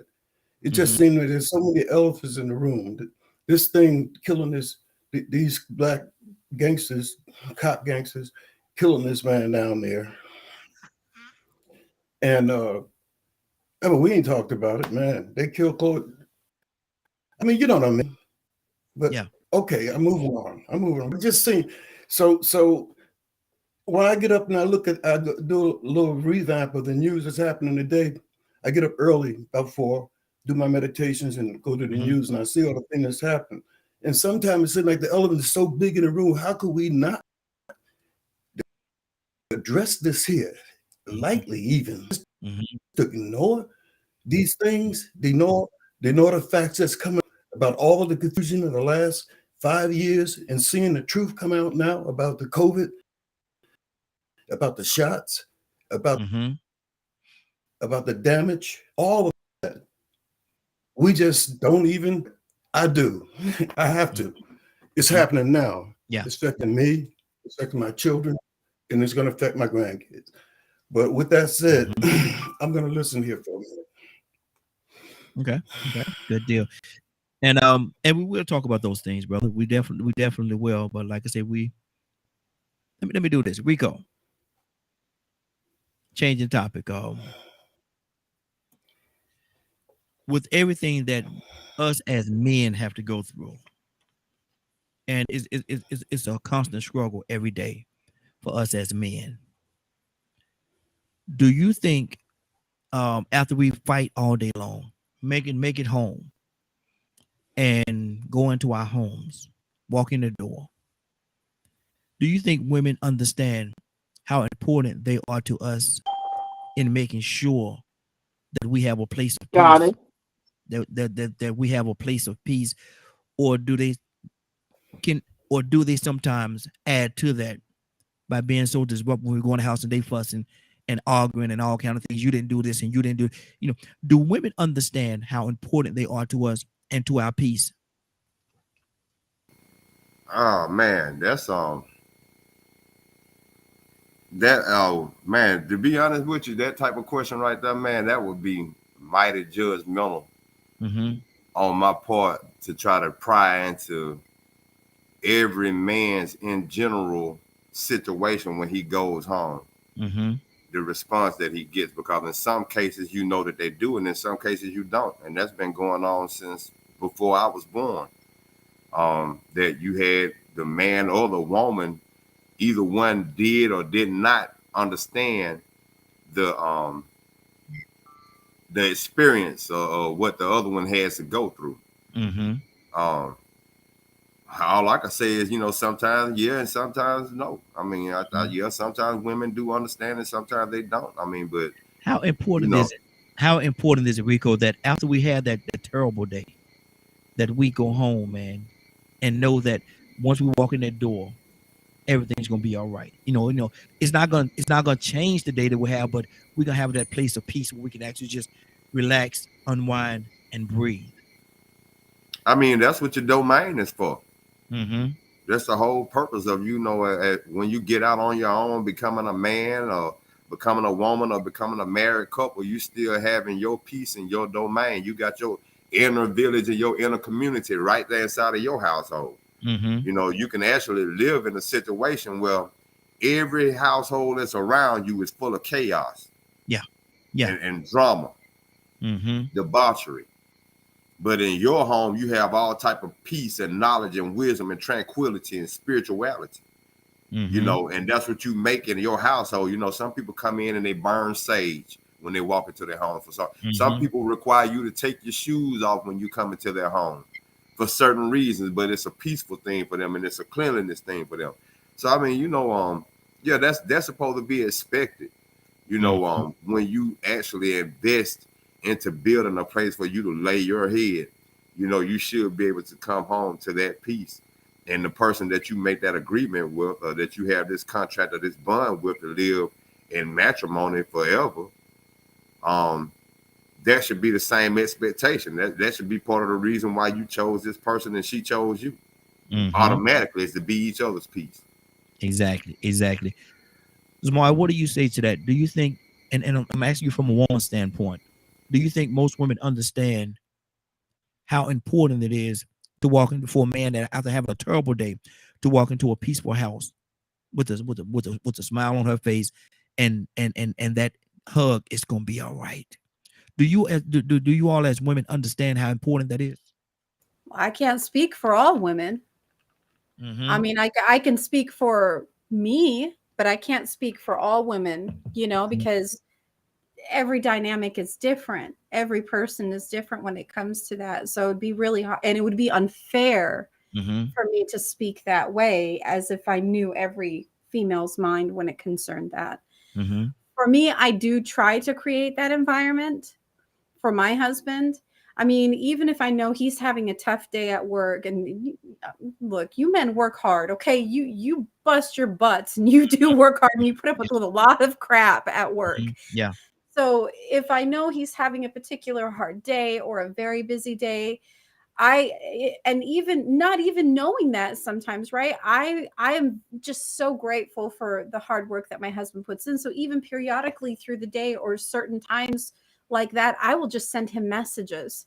It'll just kind of be laid on my heart just to tell him how thankful I am and how grateful I am for everything that he does for us, and that I see him. I see you and I love you for everything that you're doing for our family, because men need to be uplifted like that.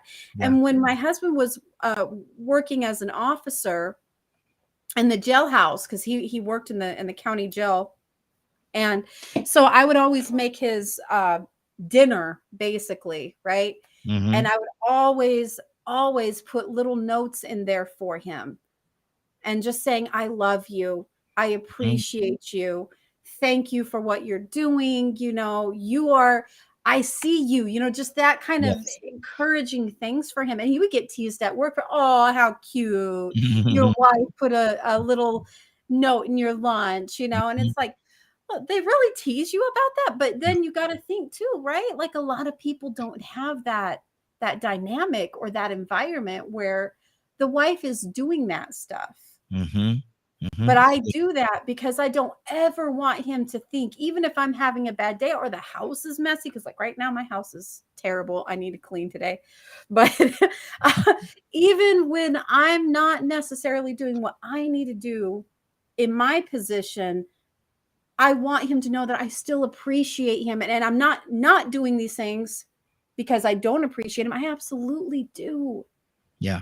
And when he comes home, I don't want him to come home to chaos. I don't want the kids running all over the place and me having, him walking into me yelling at them. And because he's trying to come home and unwind from work and get away from that environment, not walk into another environment where that same chaos is going on. Now, it's not going to happen perfectly every day, all of the time, because life happens and there are just those days where your kids aren't listening or you're already stressed out because X, Y, and Z. But for the most part, for me, yes, I do try to create that for him. Baby, I love you. How was your day? Rub his back, give him and the first thing we always do, and sometimes we miss it, right? But the first thing we always do is we give each other a kiss. And then if I don't do it or he doesn't do it, and it might slip our mind from it, and then we kind of look at each other, and he'll get mad at me or I'll get mad at him, and like in this joking kind of way. But it's like, you forgot to do something. What did I forget to do? You didn't kiss me when you came home.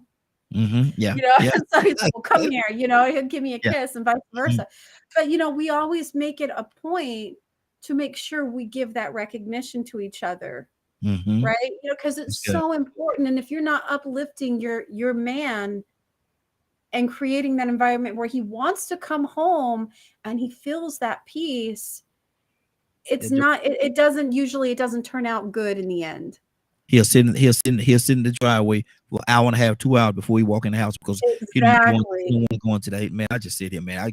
I could just relax right here. I ain't got to worry about nothing. Exactly. Mr. Hicks, what's on your heart, brother? Mr. Hicks, you there? Okay. Might have lost Mr. Hicks. Toya, what did he talk to me, sis?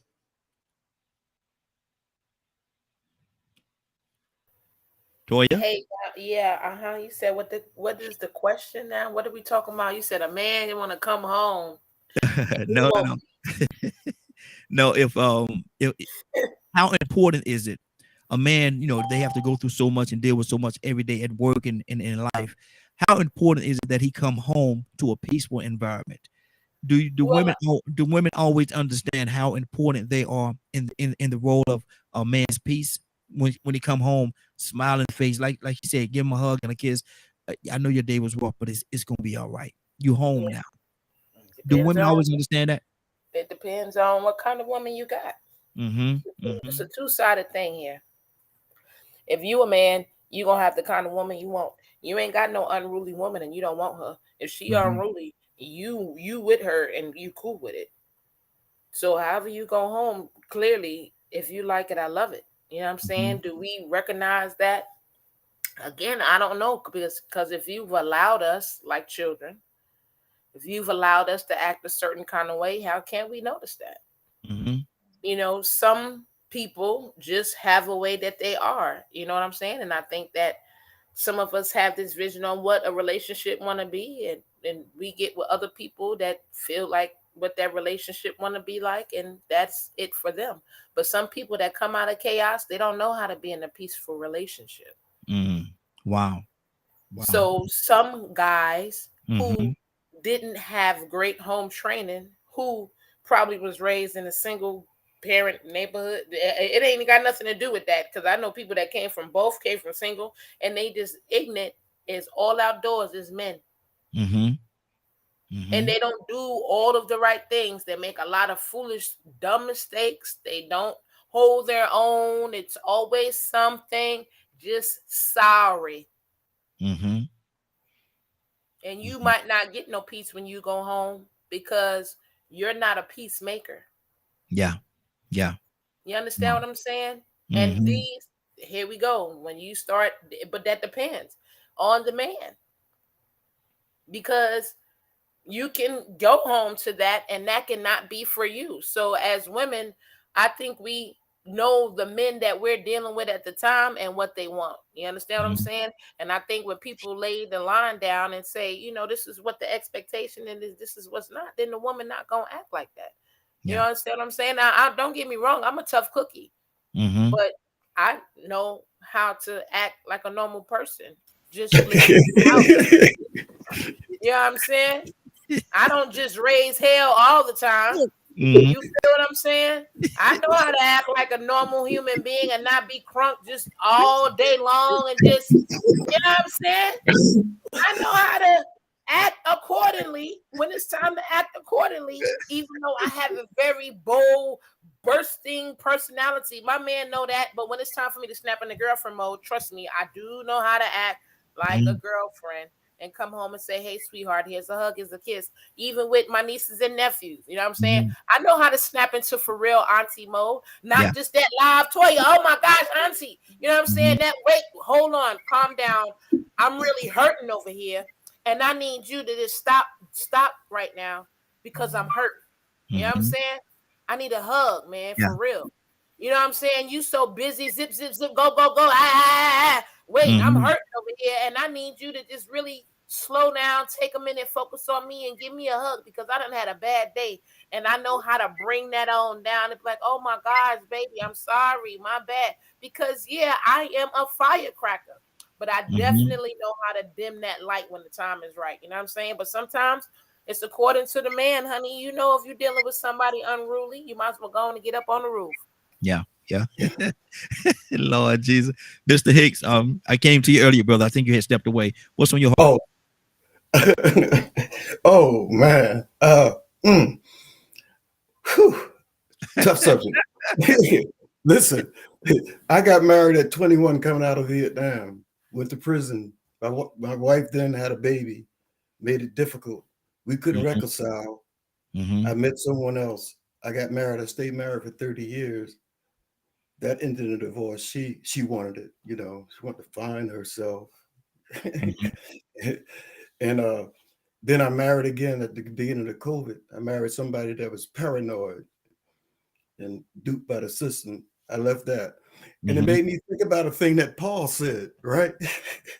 And I understand it now that the fire in my loins have died down. And I use it, and I use my head now. You know what? It is better to be single for me, for different people in the society. Since I've been on my own again, man, I'm in peace with all the other struggles I have. I don't have that struggle of trying to point out to people, to the women in my life, that what they're feeling, what they're going through now is a part of a programming that they adapted. And I try to deprogram them, right? We're putting literature in front of it, putting videos and putting stuff out there where these intelligent people are saying the same things that maybe they could accept it, but the program is too deep.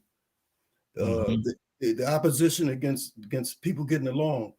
I love hearing Zakari talk about a relationship because that's what makes it work.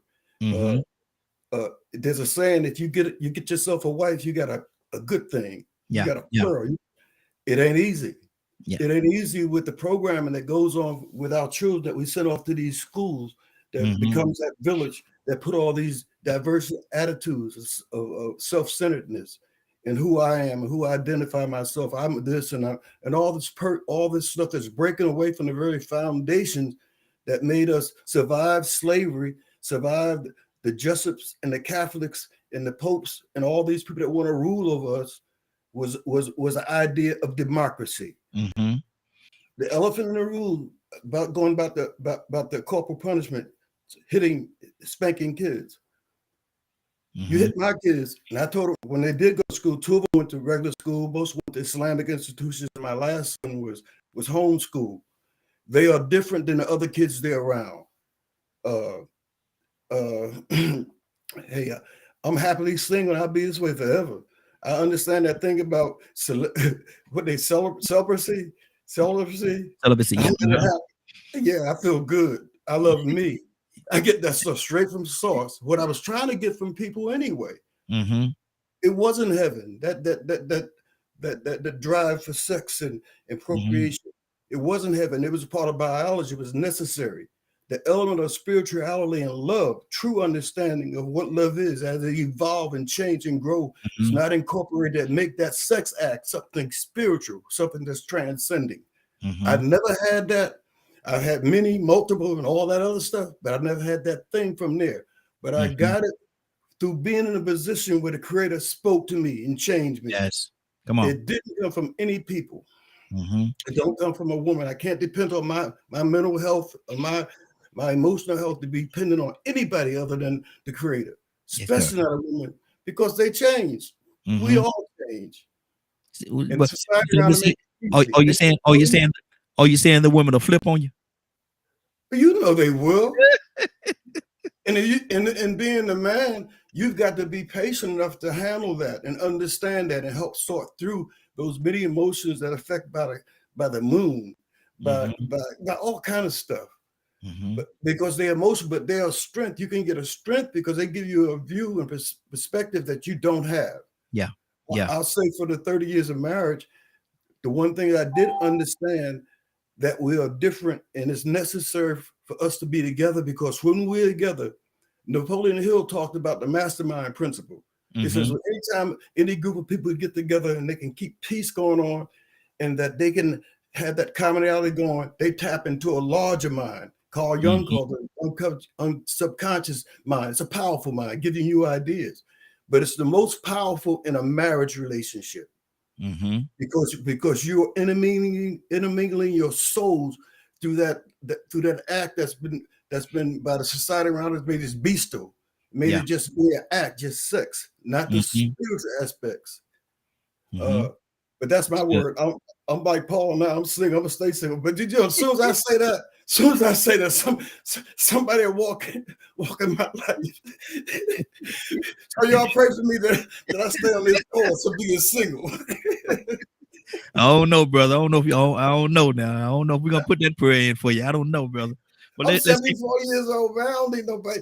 And when I try to think about people my age, God. Man, that's a different program, but it's a program. But I look around at the people that's younger than me, and I say, what the hell am I gonna do? What am I gonna do? Oh, Lord Jesus. Oh, right there, Miss Hicks. I'm gonna come on the podcast every morning, then I'm gonna sink myself in studies, then I'm gonna go run to the park, and I'm gonna say, thank you, Lord, I'm free. I'm free. Freedom. Oh, let me go. God is a divorce paper. I gotta pay money. There you go. Exactly. God is good morning, young lady. How you doing this morning? Good morning, Morning Glow family. God, we asking a question. And good to have you this morning with us. We asking a question about men. Life could be rough, working and all kind of stress that goes on. And do women really understand how important they are to a man's peace? That when he walk in that door, he want to be able to walk in that door and see that smiling face, maybe a hug, and she kiss him and say, how was your day? It's going to be okay. It's going to be all right. How do women understand how important they are to their man's peace or peace of mind? I'm going to say, I'm sure they are. I know that being married, I was very thankful and couldn't wait for my husband to get home. He didn't really want me out and about working a regular job, so I worked from home. I built my company from home, and I ended up making more money than him. But I ended up making sure that he had everything that he needed when he got home. Mm-hmm. So although I was quote quote a housewife, but I was also a man. I also managed my company, and I had other workers working for me. So I was a mortgage broker at the time. Mm-hmm. Okay, that's good. And so the key thing is, but it goes both ways. And people are not getting that because most households now need 2 incomes. So it goes both ways. So as a woman, I want to make sure that we both can come home,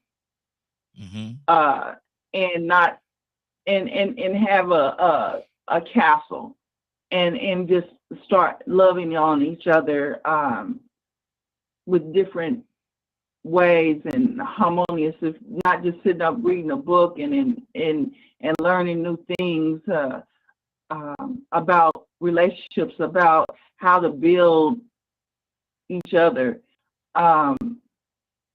There's a lot of things that most relationships don't have, and it goes both ways, because I don't want to come home to somebody either that I don't feel comfortable with, you know. But you have to look at who you marry too. He was a very jealous guy, and at the time my field was a men's field. So although I work from home, you might come home and see a white man that is one of our representatives of our banks, because like I have like 300 different banks, but I only work with several different ones.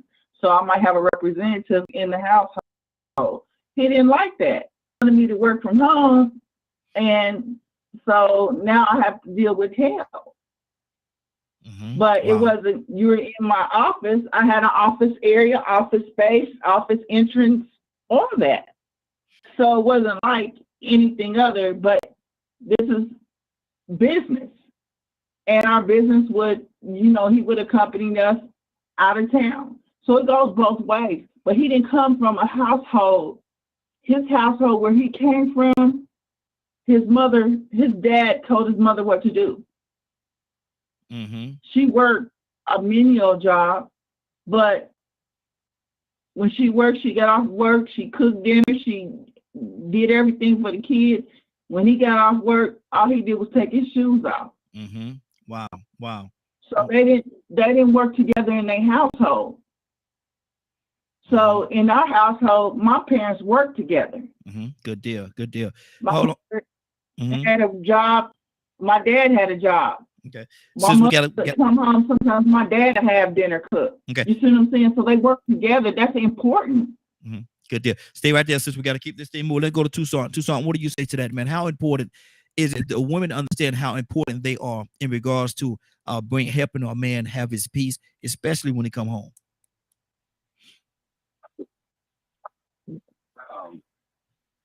She's not there when he get home. Don't worry about that. Lord Jesus. Don't worry about that. Lord. Came home. Then when she get home, she want her feet rubbed.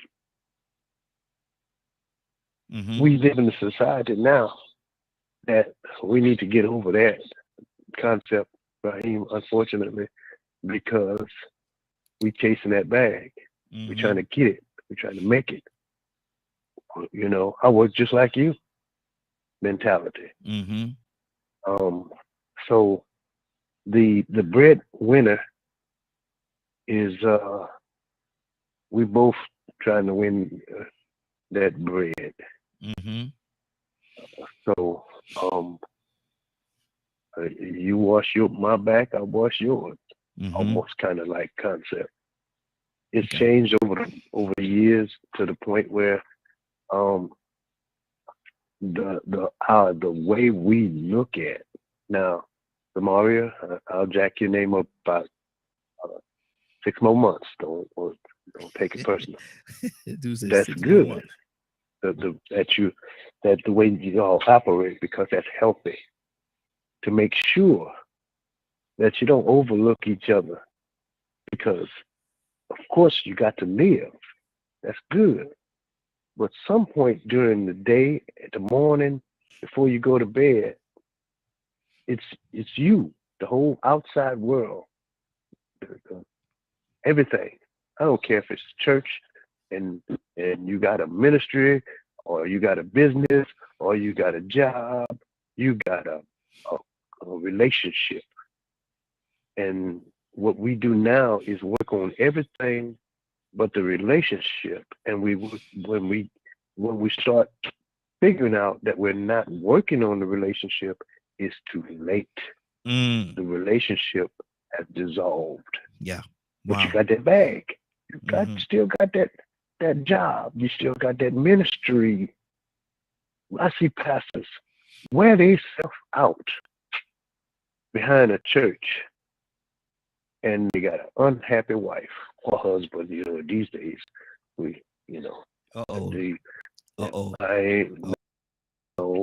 leave that alone. Yeah, there you go. There you go. I'm not going to leave it alone. I'm going to go ahead and knock it out. It's already there. One more mute button. One more mute button. One more mute button. You gonna mute me up here? Go ahead, man. Go ahead, bro. Because we have this sense of, I'm a preacher, or I'm an evangelist, or I'm a prophetess, but you ain't got no husband. Or your husband, you don't know where he at. Because you're focused, and I'm not saying don't get this wrong. I'm just talking about what we're talking about. We're so interested. I ain't got no business focusing me. I'm talking about me. Talking about I'm Pastor Tucson, and the home is jacked up. Yeah.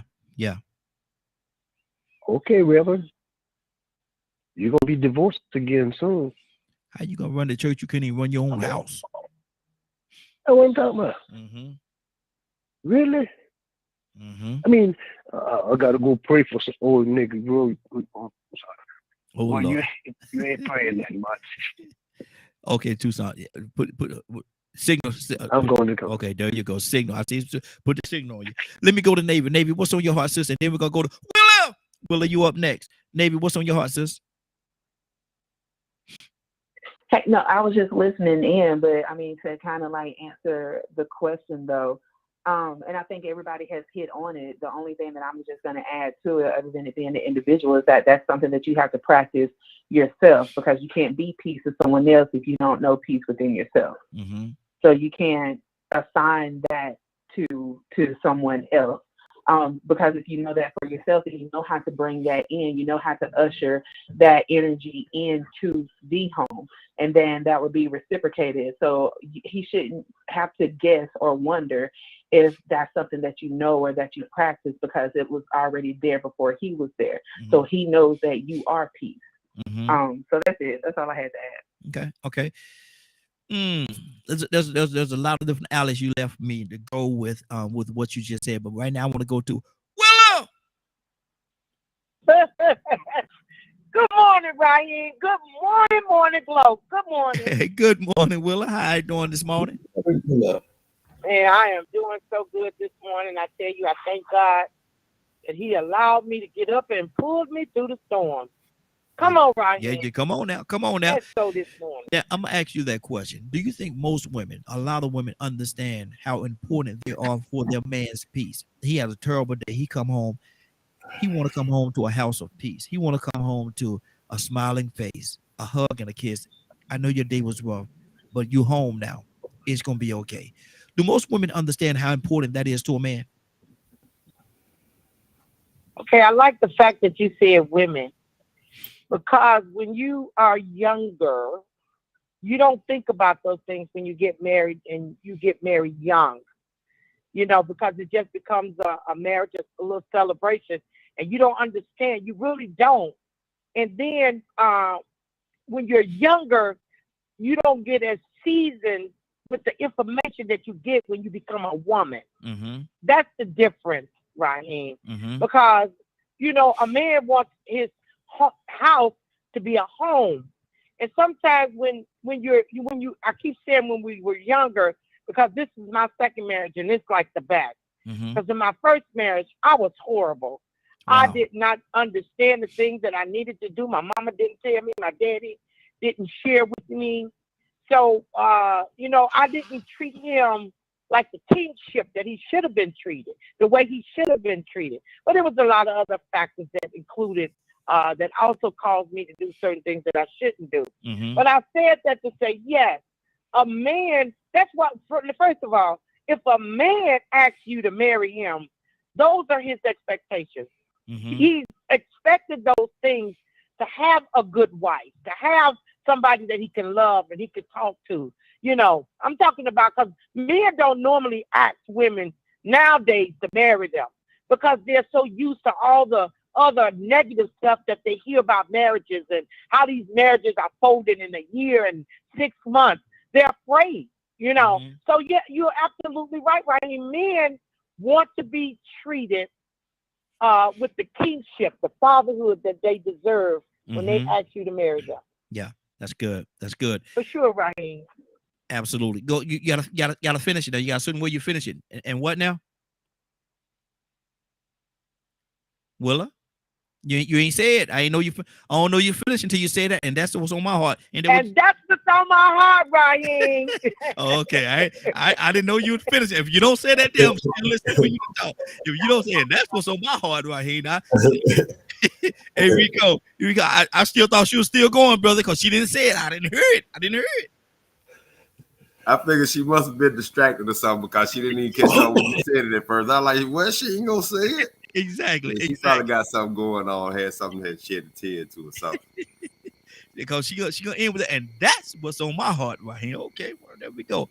Leonard, talk to me, brother. What do you say about that, man? Do most women understand the importance and how important it is to have their men have peace in the home when he come home after having a terrible day? He walk in that house, he wants a certain semblance of peace. Can you hear me, Raheem? Yes. Well, of course, you know, I don't go along with a lot of that that one-way type of thing. Mm-hmm. Because the way you presented it was very one-way. Mm-hmm. Because you need to be there for your wife as well.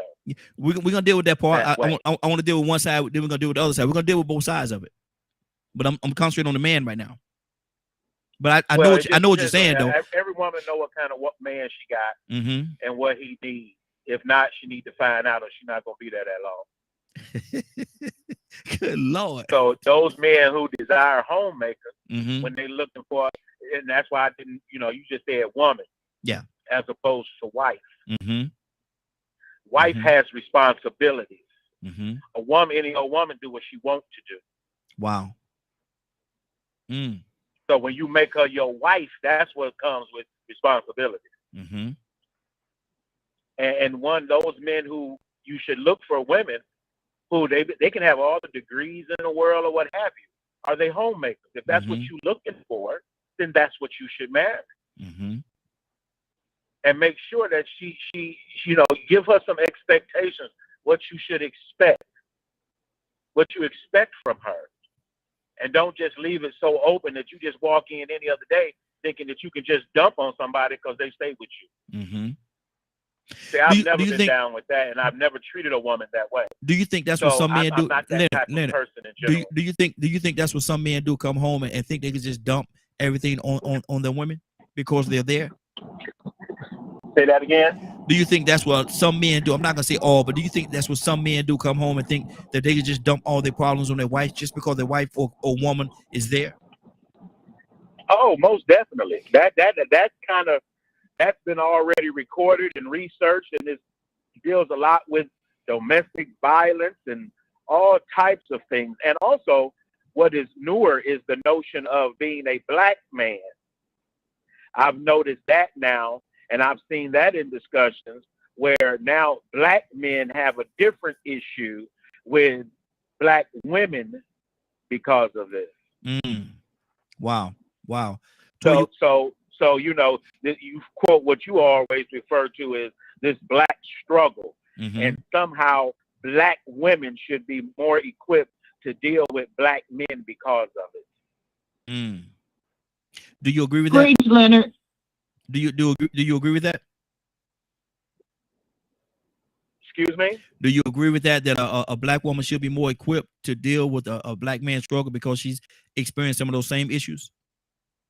No, I don't go along with that whole line of thinking. I think you need to work together because everyone, at the end of the day, is a person, a human being. But everybody There's have no their, difference. but don't everybody have their own experiences? Struggle. But don't everybody have their own Say that individual again? experiences? Yes. Okay. And everybody deals with them certain ways. I don't come and holler at my wife because I wasn't man enough to holler at that boss at the job. I don't come jump on my wife because I have a feeling of being less than. See, those are emotional issues that people have to deal with personally. Your wife is not responsible for your happiness. But from your earlier, and we got to move on to somebody else. But from what you said earlier, aren't you responsible? Both of you are responsible for each other's happiness. And so, if that be the case, you're then responsible yes, for yes, she taking is. care of one another. Yeah, but if that be the case, then yes, she is. But it goes both ways. But she is too, though. But so she is responsible for it. But he's responsible for hers as well. Yeah. Okay, good deal. Rico, what, I don't know if I need to go to Rico right now or not. He got a look on his face. Rico, what's on your heart, brother? Will the tea come to you next? Rico? Oh man, you had froze up for a second. I guess that was on my end. Can y'all hear me? Yes. Okay. So I mean, when you said that should she be equipped, I guess it means equipped in. I guess that depends on what she needs to be equipped to take. You know, she should be equipped to take abuse. If he's coming home and taking his frustrations out on his wife because he's too much of a coward to, take it out on the co-workers or the people on the job. But just like any black mother should be equipped to understand what she should have to worry about with a black son, i.e. Tyree Nichols, Ahmaud Arbery, George Floyd, Eric Garner. A black wife should also be equipped to deal with those things that a black husband has to go through just trying to be a man in this country, in this world, dealing with the things we have to deal with. So that's why I say it depends on what you're saying she needs to be equipped for. Should she be equipped to take lumps upside the head just because this man feel like he got the right to whoop on his wife? No. No, he's supposed to take no mental or verbal or physical abuse just because he's frustrated. But should she be prepared to compliment him and also comfort him when he comes home and say, baby, they overlooked me again on this job and I know I deserved it, but they being racist, they discriminate, I don't know what to do. I can't take it no more. If they keep on, I'm going to follow one of them home. Baby, you can't do that. Yeah. Just be strong. She got to be equipped with that. Yeah. She just can't sit back and look at him like, oh, you just up here, you gonna using the black card again. You're using the race card. You just a sorry, no good nigga. She might like to repeat the things that are said about black men. We have stereotypes that made people throughout the past justify not giving us fair opportunities on jobs or creating laws. I mean, there's a certain thing called a black experience that has been going on since before we were born, and it still exists to this day. Toya? Fact. Toya? Toya, with a T, you there? Good deal. Let me go to we just had Joseph. Joseph just came in. Joseph, good morning, sir. How are you doing this morning? Hey, good morning, sir, and good morning, Morning Glow family. We talking about a young lady. Does she understand how important it is that when a man come home from work and a hard day's work and the world's been coming on his shoulders all day long? Everything's been up against him all day long. Does she know how important it is that when he walk in that door, he walk into a smile, maybe a hug and a kiss, and everything's gonna be okay because you're home now? Does most women understand how important it is to make that house a place of peace for her man? I don't think most women understand that part. I think we kind of grow into as we merge, as two people merge together. I think they have to bring all these things into account and put them on the table so we can all see the same thing together. But you know, if you're fully aware of the system and how it impacts us, I think it's the duty of the one that understands this to share that information so we can all be on the same page in the household. What I've always tried to do was shield my family from a lot of the harshness, if you will, of the system. And even though I work with so many different men and women who are engaged in the civil rights struggle,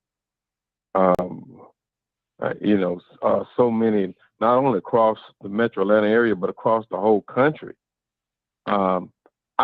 I try not to let that come into my home, so to speak. But at the same time, I try to make sure the family are aware of current issues that could affect all of us, such as the killing of Tyree Nichols.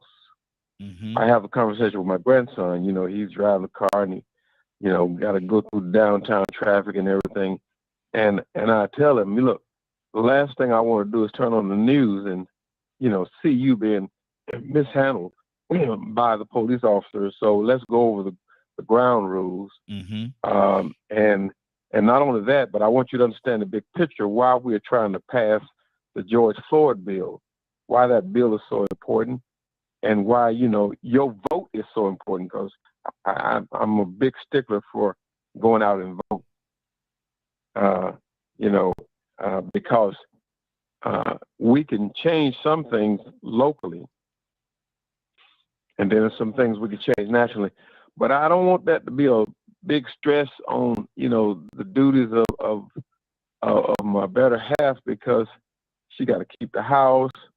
She got to, deal with some of the mundane things with the grandkids or my daughter or something like that. So I don't try to, Joseph, put that weight.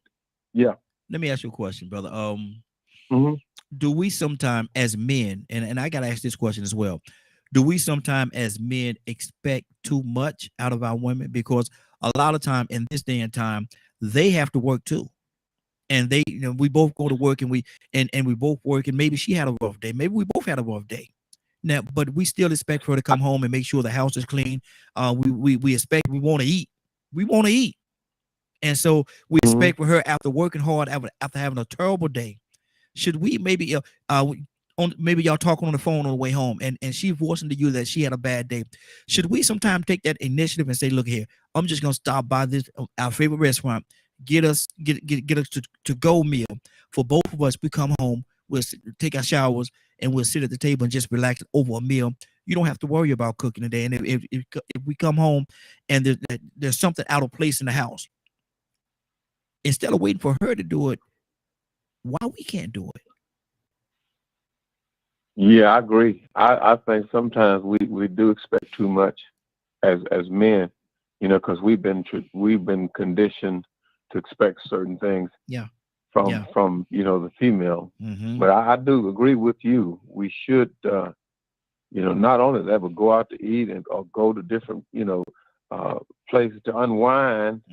Because in my household they like to go on cruises. I'm not a cruise guy. I don't go on cruises. Okay, that ain't my thing. But I send people on cruises, in the family. But to get away and unwind and enjoy life, we all should enjoy life. Exactly. Yeah. That's so good. I try my best to enjoy life the best way I can. My enjoyment is through music. That's what I do. You say, but other people have their thing, and I try to help them enjoy their life and the things they like. And I'm gonna tell you something, brother. You sing almost as good as me. Zamari, what's on your No, I heart? can't beat you now. I know it, man. But keep trying, brother. Keep trying. You keep trying. That's a goal for you to reach for, man. Keep doing your thing. Maybe one day you might get close. Maybe one day you might get close. Zamari, what's on your One day? one day, yes, sir. Zamari, what's on your heart, sis? Just back to your question that you asked him. That was really good. Like, so my husband and I, we've had that conversation about if I were to start working. And I had presented that. Well, what about the house? This, that, all of those things that go along with it. When you have someone like myself who is staying at home and taking care of those things regularly, taking care of the kids, looking after all of that, the dynamic changes then, right? If I were to start working. So we did have that conversation. I said, well, what about this? Or if this happens, or what if our schedules are completely opposite, right? Because for the sake of the kids, they would have to be. Like he would have to work day shifts, I would have to work night shifts, or somewhere in the middle like that. So especially during the summer, so that someone is home with the kids at all times. And he even still, honestly, if I just have those days where I'm just exhausted, I'm tired, or I'm sick, or something's going on, and I'm sleeping, I'll wake up if my kitchen was dirty and it's like the little magic genie came in and cleaned the kitchen, right? He does that naturally. Yeah. And when we had the discussion, like if I were to pick up a job, what about dinner? Because I'm just gonna be honest, my husband doesn't really know how to cook. Uh-oh. So he just doesn't. He knows how to turn on the stove, right? He knows how to heat things up. But as far as cooking an actual meal, he doesn't know how to do that. My husband knows how to grill. He knows how to do meats and different things, but creating a whole meal, he does not know how to do that. So that is something that we would have to figure out how to make that work, because otherwise my husband's gonna be ordering pizza every night. It's just wow. Yeah, it's just the way it is, right? So, but when we had that discussion, it did come back around to, well, I'll have to start doing more. That's what he told me. He goes, I'll just have to start doing more around the house. If I've got to do that, then that's what I've got to do if you're going to pick up a job, and that's okay. Like there was no ifs, ands, or buts or discussion about it. Yeah, that's good. It was, I'm just going to have to do more. And that is what a healthy marriage is supposed to look like. Is you're picking up the slack for the other person. Then it's like this perfect balancing act, right? Yeah. When one, and it's not, and I hate the term 50-50. I do not like that term, because sometimes it's 70-30. Sometimes it's 80-20. It just depends on what needs to be done at that time and who's able to do it. Yeah. And so the balance is there, but maybe not always perfectly balanced. Exactly. Old man said to me one time, because it was a song 50-50 Love, Teddy P. Y'all know Teddy Pendergrass. And the man said, man, it wasn't in your relationship, man. Is it 50-50? I said, yeah, man. I'm yeah, man, 50-50. He said, then y'all messing up. I said, what you mean? He said, y'all messing 50-50, y'all messing up. I said, how in the world are we messing up? He said, you giving 50% and she giving 50%, right? I said, yeah, that's what it is. He said, so you holding back 50% and she's holding back 50%. And it was like, wow. Yeah, exactly. A 50-50 love. So that means we both holding back 50%. Why can't it be 100-100? I'm giving 100%, you giving 100%, and then we're giving all that we have to the relationship, to each other, to the family, to the children, to the community. Why is it 50-50? Where's the other 50? Where's the other 50 going? God is, what's on your heart, sis? God, is you there? Mr. Hicks, talk to me. Yes, I'm here. I'm sorry, I couldn't find the mute button. Okay, go ahead, sis. What's on your heart? We both all give 100. It's just sometimes that I think everybody should give 100 in a relationship, or especially in a marriage. But does that happen? That's the reality. Are people giving that 50-50? you know, or that 100%. Basically, we all deserve 100%. But is that actually really true? 9 times 10, it ain't. But I think that's because we have so many distractions that we don't know how to build family again. I believe I heard one guy say that, you know, and I also wanted to shout to him, don't give up on a Black woman, because it's a lot of us out here. And okay. I just wanted to tell you, you got a wife out here somewhere, but when it comes to 100%, we want each other to give it. We should give 100%. Now, the reality is, does it happen? Maybe not. But the system is has broken up the Black family up so much that we have to continue to build. Not only do we need to continue to build Black family, we need to continue to build things that would help our Black family. So financial wealth that we're able to pass down. That is something key. So our kids won't have to struggle. So our kids won't have to work 2 and 3 jobs and don't know how, or the wife has to work. That's what we need to do. We need to start building Black wealth, Black family, and make that a key. And the things that we continue, the music that we need to listen to, because music is the key too. Okay, good deal. We're not listening to Earth, Wind, and Fire. We're not listening to that love. That is key. If I'm listening to Janae Ackles and she telling me about my boyfriend and how he killing this and how I end up having to kill him, all crazy stuff. Now, I like some of her music, but I have to have a spiritual discernment. Exactly. On what I listen to and what comes into my mind and my mindset. Okay, hold right there. We done switch gears a little bit. Rico, what's on your heart, brother? I'm sorry, Mr. Hicks. Then Rico, Mr. Hicks, what's on your heart? Oh wow, I was thinking about that word of community, and I was listening to Z talk, and it just hit to the thing. In my marriage, in 30 years, the marriage was a good marriage. It was a good marriage for the period of time that we communicated. And when I think of the word community, that word communicate is in there. I think what happens in a relationship when you are,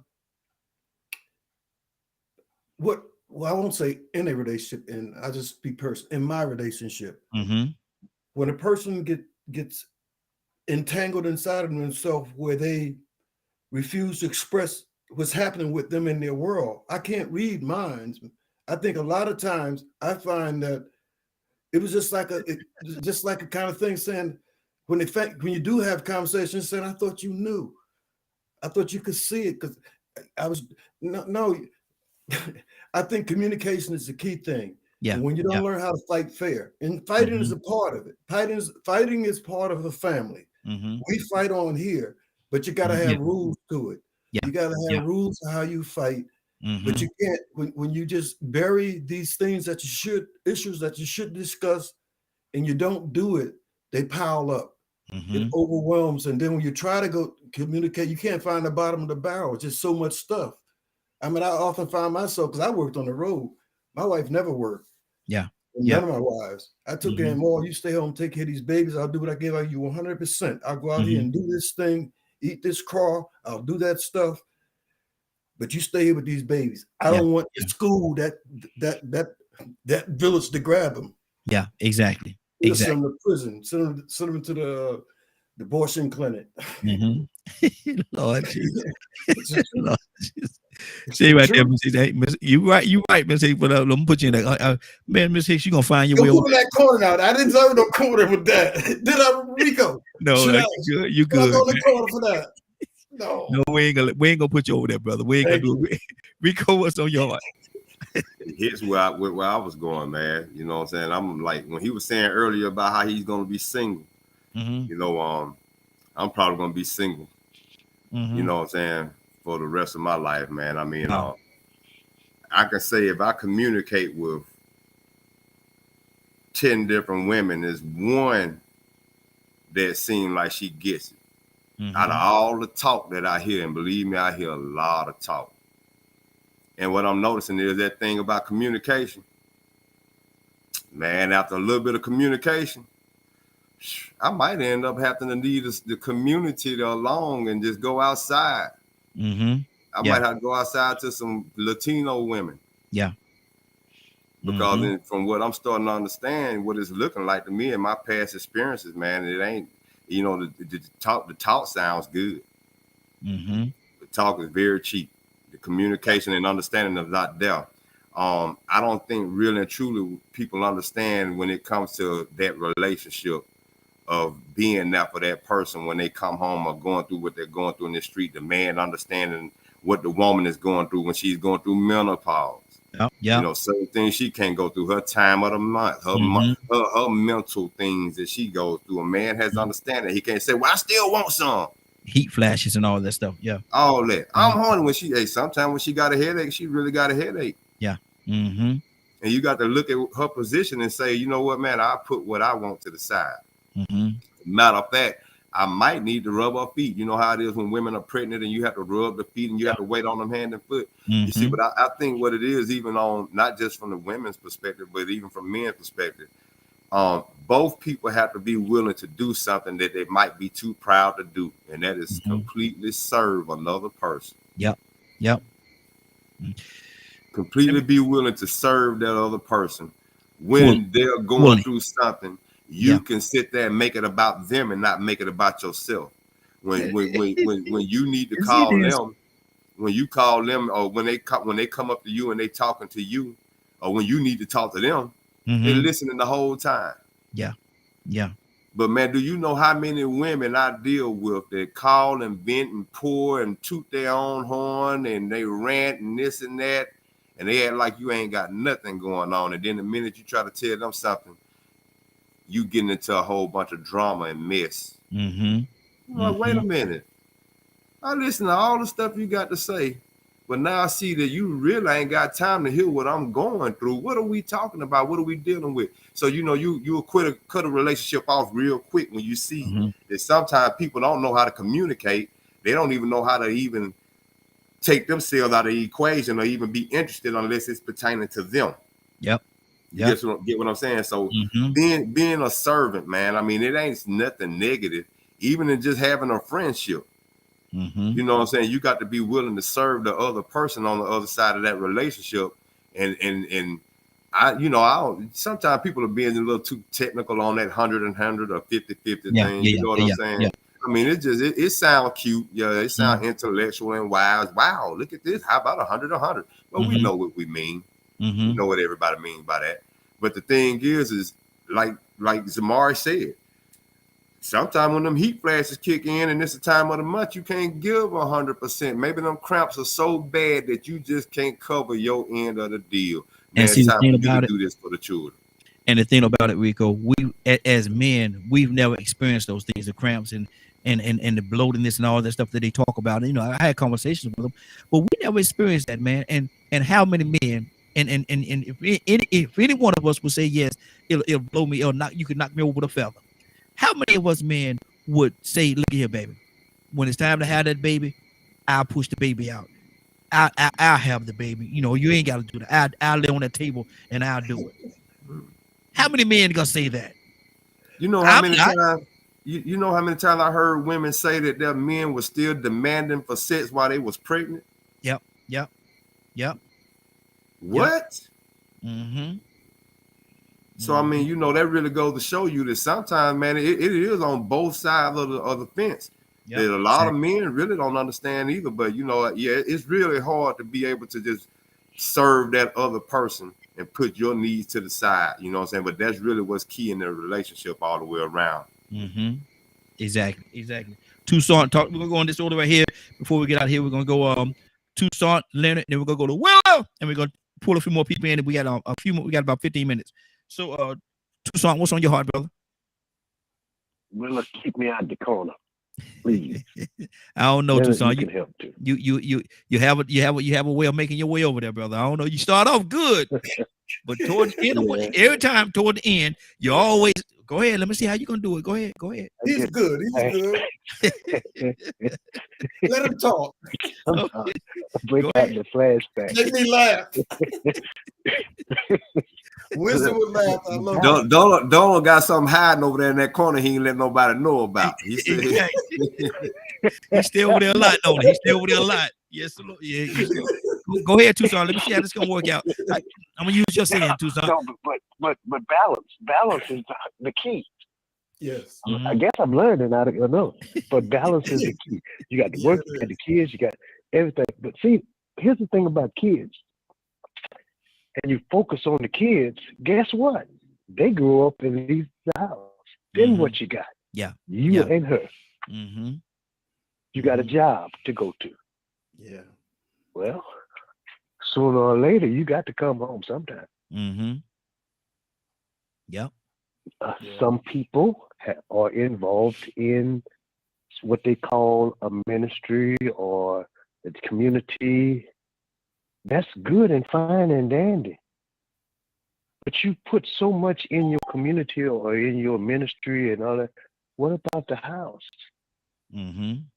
You got to balance all them things out, because sooner or later you're coming home to somebody, and they need the most attention, because that's really you. Yeah. That's you. That other person is actually you that you're trying to build. But no, we focus on different things. I got to do this. I got to keep my job. I got to make this money. I got to help such and such. I got to do for this person. I got to do for that. I got to feed the kids. I got to do this and do that and the other. And okay, I'm so tired. I think I'll sleep in the other room. Well, you've been doing that for 6 months. Wow. You ain't had a headache that long. And cramps. You really got that? You got in that corner. He on his way. He on his way. He on his way. I tell you, he started out good, man. He always started out good. I love him though. Don't let him speak. Let him speak. What? You know, you can put me in the corner of your feet. But here's the deal. There's a lot of people in that corner with me. Yeah. Because they miss the balance. They miss the balance. And before you know it, they talking about how good they can be to a person, but you've been single for 10 years. Oh, really? Wow. The alcoholic. You mean to tell me you available again? Hey, Tucson, the alcoholic was bragging on the fact that he ain't drank nothing for 6 months. The alcoholic. He said, I ain't drank nothing for 6 months. And everybody was so proud of him, until somebody else came along and said, well, you know, he ain't drank because they turned his county to a dry county. They don't give liquor in prison. Exactly. Yeah. You let me go. Soon as I get out. Oh, that's good. Exactly. Leonard, what's on your heart, brother? Then we're gonna go to Willow, and then we're gonna go to Zamari, and then we got somebody else just called in, and we're gonna get to that person as well. I'm not gonna say who it is, but they late for today, but super early for tomorrow. Yeah, man. Yeah. I ain't gonna say who it is. Leonard, what's on your heart, brother? Man, I was just listening, and marriage is definitely going to be a reflection of the two people. Yeah. So nobody can really complain too much, because if there's any mess in there, you put it in there, you messed it up. I tell, like with my son, I can't say I'm pushing for them to be married, but I can definitely let them know what is required, what they should do, and things of that nature. And if you don't want to do these things, don't get married. Just like the Bible gives us some advice. I'm gonna probably be in the corner in a minute with Tucson. Most likely. Come together regularly. The Bible will advise you to come together regularly. Yeah. And for any reason that you can't, it should be known to both on why you're not coming together. So if that is an issue, you should come up with a way to resolve that issue. Yeah. Not being hostile towards one another. I'm not one for hostility in relationships, really. So I don't bring hostility. So I think when you choosing a mate or what have you, you should take all of that into consideration. There are certain women. The new woman and what I've seen on TV, I don't want that in my house. Yeah, exactly. Now that may be fine for someone else, but it's not for me. So basically what you're saying is sometime big butt, baby hair, and a smile just ain't enough. Well, I don't. That's your description about that baby hair or whatever. But it comes to a point where people have to really plan who they gonna mate with. And everybody, it just I find it personally irritating when a person falls in love every 2 to 3 months. Wow. And folks talk about, we're dating. What does that really mean? Y'all say everything but what you're doing. Which lets me know that something ain't right. Yeah. You don't want to say what you're doing, so you come up, we date. How y'all date?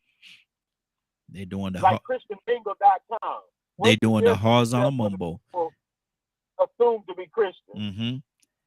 They doing the horizontal And mumbo. just to speak to what Rico mentioned, it's not that everyone should be married.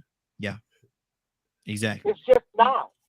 And if you feel a certain way, you shouldn't even feel any pressure to do it. Because that's not what it's really about.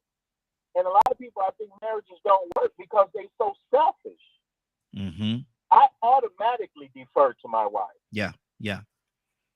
I don't argue with my wife. I don't fuss. She won't tell you those things because I don't do them. Yeah, that's good. Now she's very courteous as a wife. She, like, say for instance, if she gonna go somewhere or whatever, do you mind if I go? Do you mind? Sure, no problem. Because in the beginning of our relationship, I made it very clear the expectation. Yeah, exactly. And that's what it is, laying them ground rules. Let me go to Willow. Z, coming to you next. So true. I tell you, Leonard and Rico, they knocked it out the park, Raheem. Yes. Because it's all of that and a lot more underneath that umbrella of marriage. Because marriage is never, if anybody ever tell you that, marriage is 50-50, you get away from them right now because they don't know what marriage is. It is about give and take, about understanding. Yeah. And if you, somebody that's been married for a long time, they understand that it takes that time. It takes time sometimes to take yourself out of whatever the situation is to have a harmonious relationship. And those outside factors, if you can keep those things outside, those are great. You know how you got that wife or that husband to say, well, my mama said, because your mama said it. Come on now. All the time your mama wasn't right. Sometimes you got to look at, I'm not your grandma. Come on.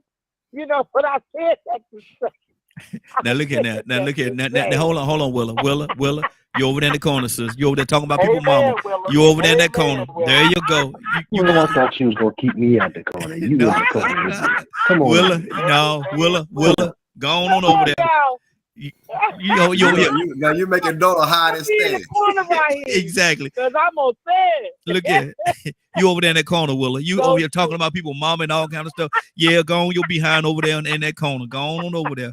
And look, go ahead, say. I know you ain't talking about my mama. I know you ain't talking about my mama. Who mama you talking about? Who mama? Y'all are so funny. I talk about her mama. What? Willa? Y'all are so funny. Hey, Willa. I know I hit something when I said what your mama said. Yeah, man, you can't be here talking about people's mama now. Lord, gee. Lord, But Lord, Rico Lord. nailed it though, Raheem. I can't even add to it. He nailed it, boy, for sure. But And listen. that's what's on my heart, Raheem. Okay, I know you're finished now, cause you done said it. Okay, I know you're finished. Let me go to Zamari. What's on your heart, sis? Talking about people's mom. I kind of lost what Rico had said a little bit ago, but I mean, I remember what he said, but I don't remember how he worded it exactly. But I mean, like, I'm on board with that, right? You know, like we just have to, marriage is a tricky thing. Overall, it really can't, well, I should say it can be a tricky thing, right? But we lose sight. And one of the things that came to my mind too, because we're talking about, like, you know, juggling the kids and all this stuff. You have, and I don't know who said it, but they said, you know, you have to put yourself first, right? And that was something my husband and I had to learn, is that if we don't put our relationship first, if we don't put ourselves and our relationship above our children aren't going to have a happy home.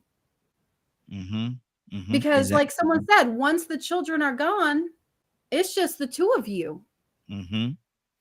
And then you're really going to have that time to look at one another and go, what, why are we even together still? What, you know, because we put all of that time and that energy and that effort into raising these children. And now that they're gone, then you end up divorced because you realize you don't really like each other. I don't even like you. I don't even like you. You know?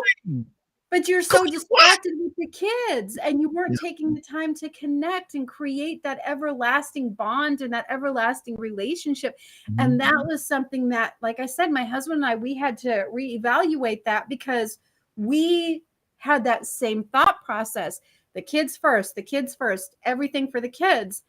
And I think I can't remember if I watched a YouTube video that was addressing, I saw it somewhere and it just kind of I had that epiphany. I was like, oh my gosh, that makes so much sense. We need to fix how we've been trained to do this thing. Because that's where your everlasting happy ending, hopefully, comes into play, is when you focus on your relationship and build that up the way that it needs to be built up.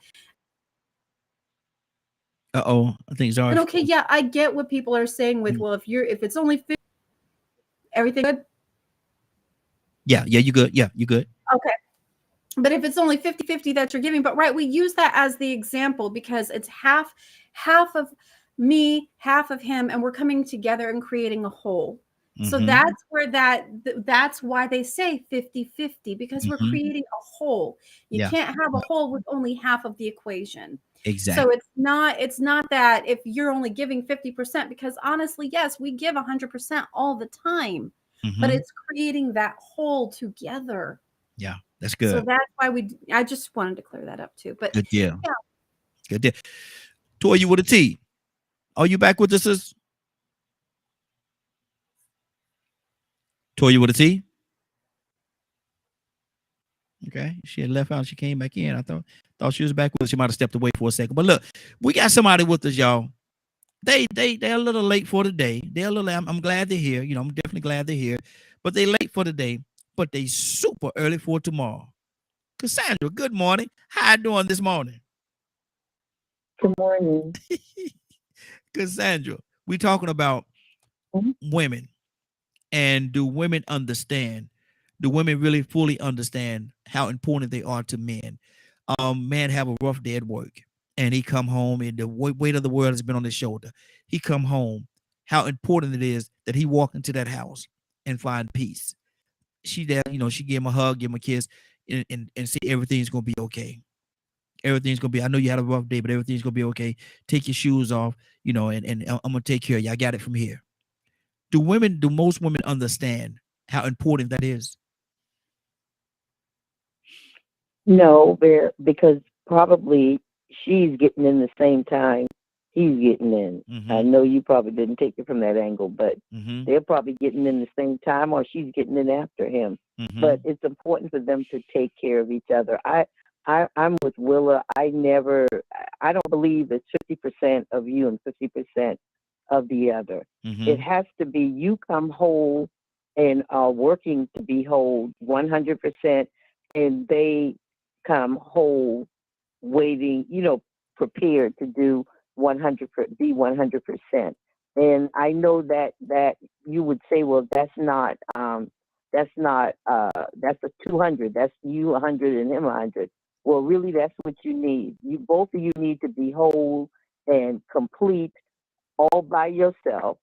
And then you come together, and the Bible still says 1 + 1 = 1. Mm-hmm. That's biblical. Mm-hmm. 1 Yeah. + 1 = 1. Mm-hmm. So we just need to remember that. I think that marriage is the most beautiful institution that God ever created.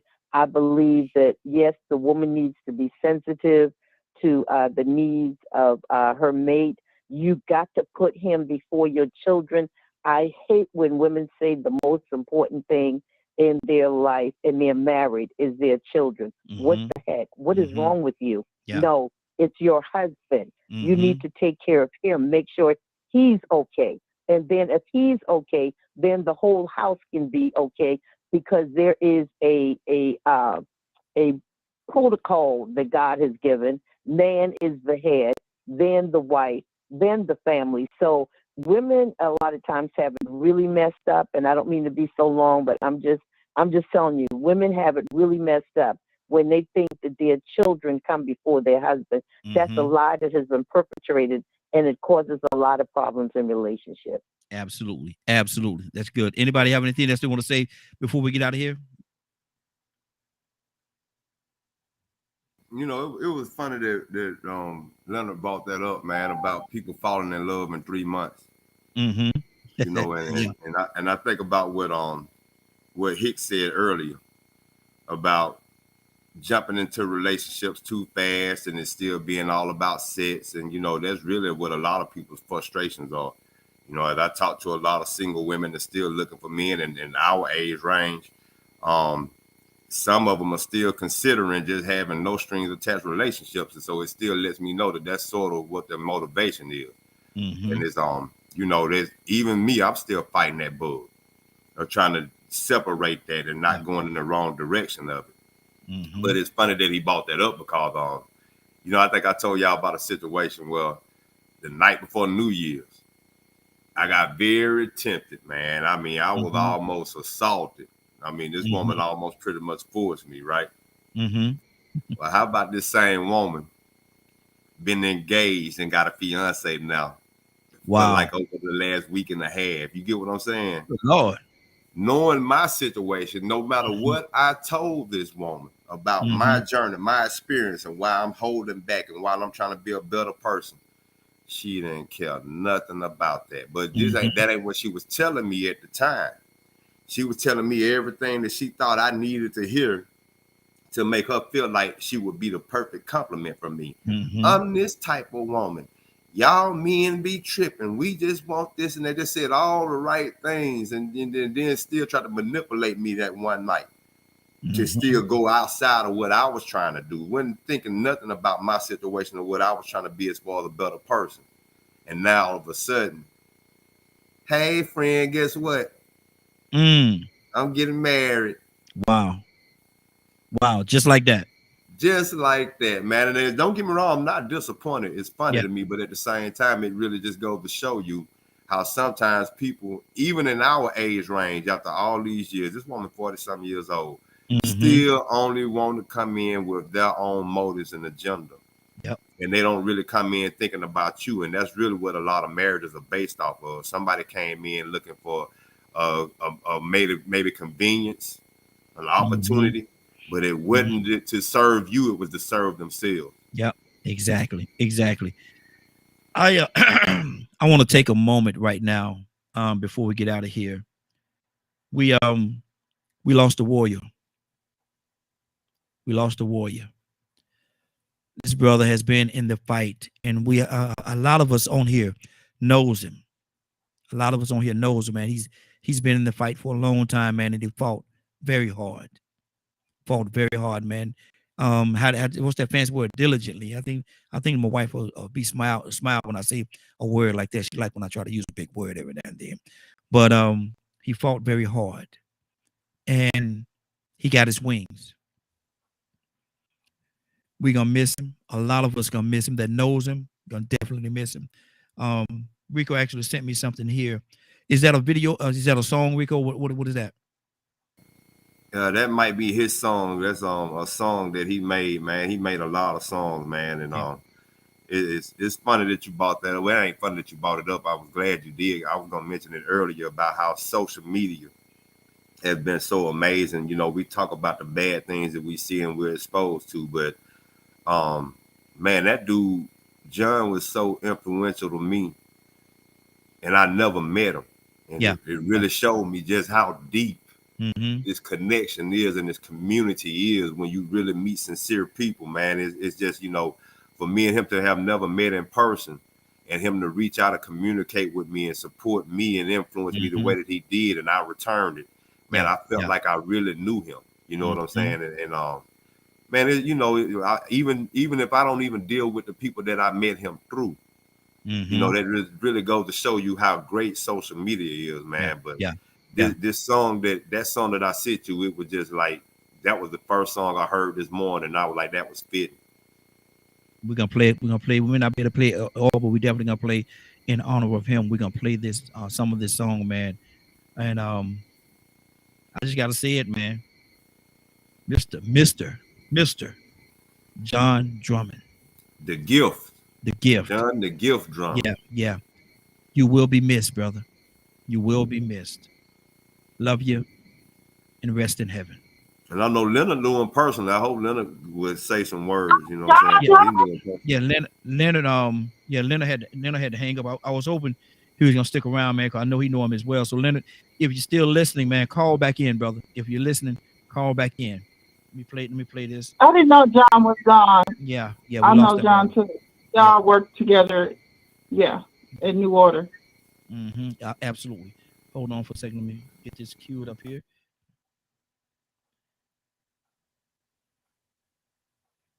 Okay, now what are you doing now? It's circling. So hopefully it's gonna play in a second. Let me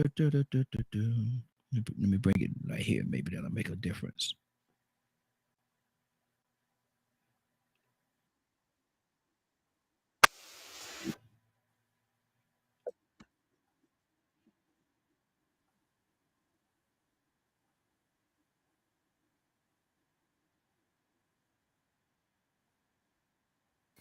If it's playing, we don't hear it. Y'all can hear it? Oh man. Oh, let me see. Can I put it on the screen? Hold on for a second, because it was playing. Let me do this here then. We'll try it this way.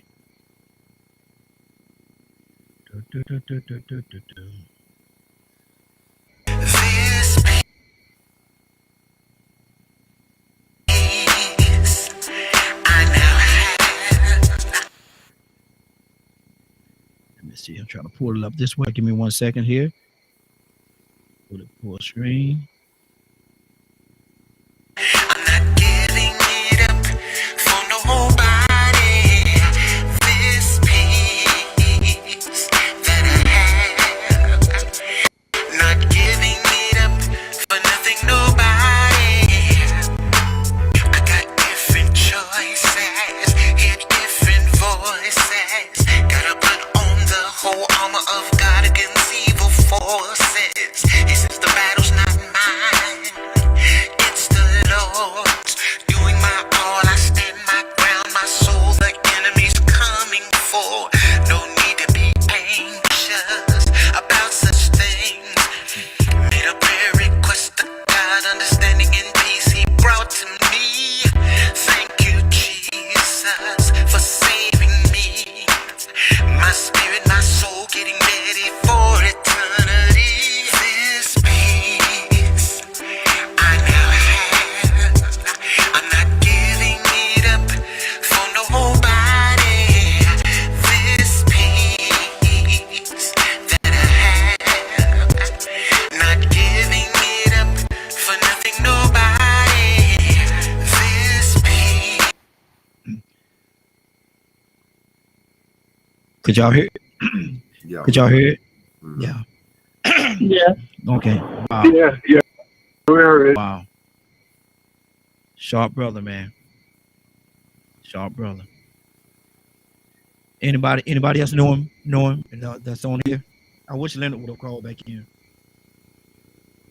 I know he knows. He helped with a lot of different cases throughout the United States. So we went, but he was our go-to who we went to when we were working different cases. And he was very instrumental in getting things handled and getting it out there in the media and trying to get things, especially dealing with police brutality. Exactly. I wish Brother Pete would have called in, because I know Pete knows him very well as well. So he would have been a good person to say some words too. But I will say this, man.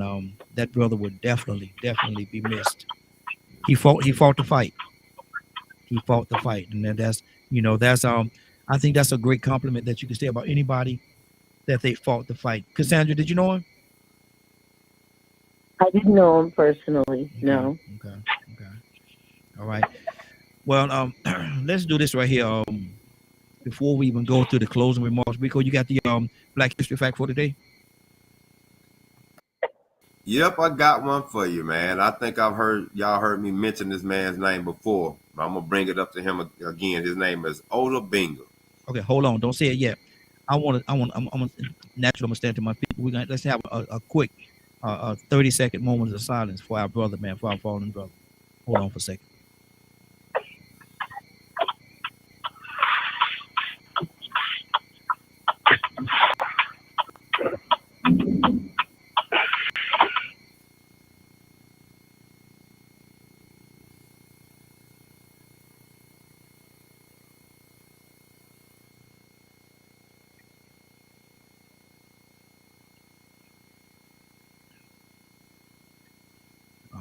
All right. Go ahead, Rico. I know y'all heard me mention this story before, or this guy before, but I'm gonna give you a little bit more detail about it. His name is Oda Binga. He was a teenage boy brought from his homeland in Central Africa and displayed like an animal at the Bronx Zoo in New York City, New York. Binga was born sometime in 1883 in the Ituri Forest in what would soon become the Congo Free State, now the Democratic Republic of the Congo. He was born into the Mbuti Pygmy colony, one of many small bands of extended family groups of between 15 to 20 people. These colonies were nomadic, moving from temporary village or camp to one temporary village or camp to another as dictated by the seasons and hunting opportunities throughout the year.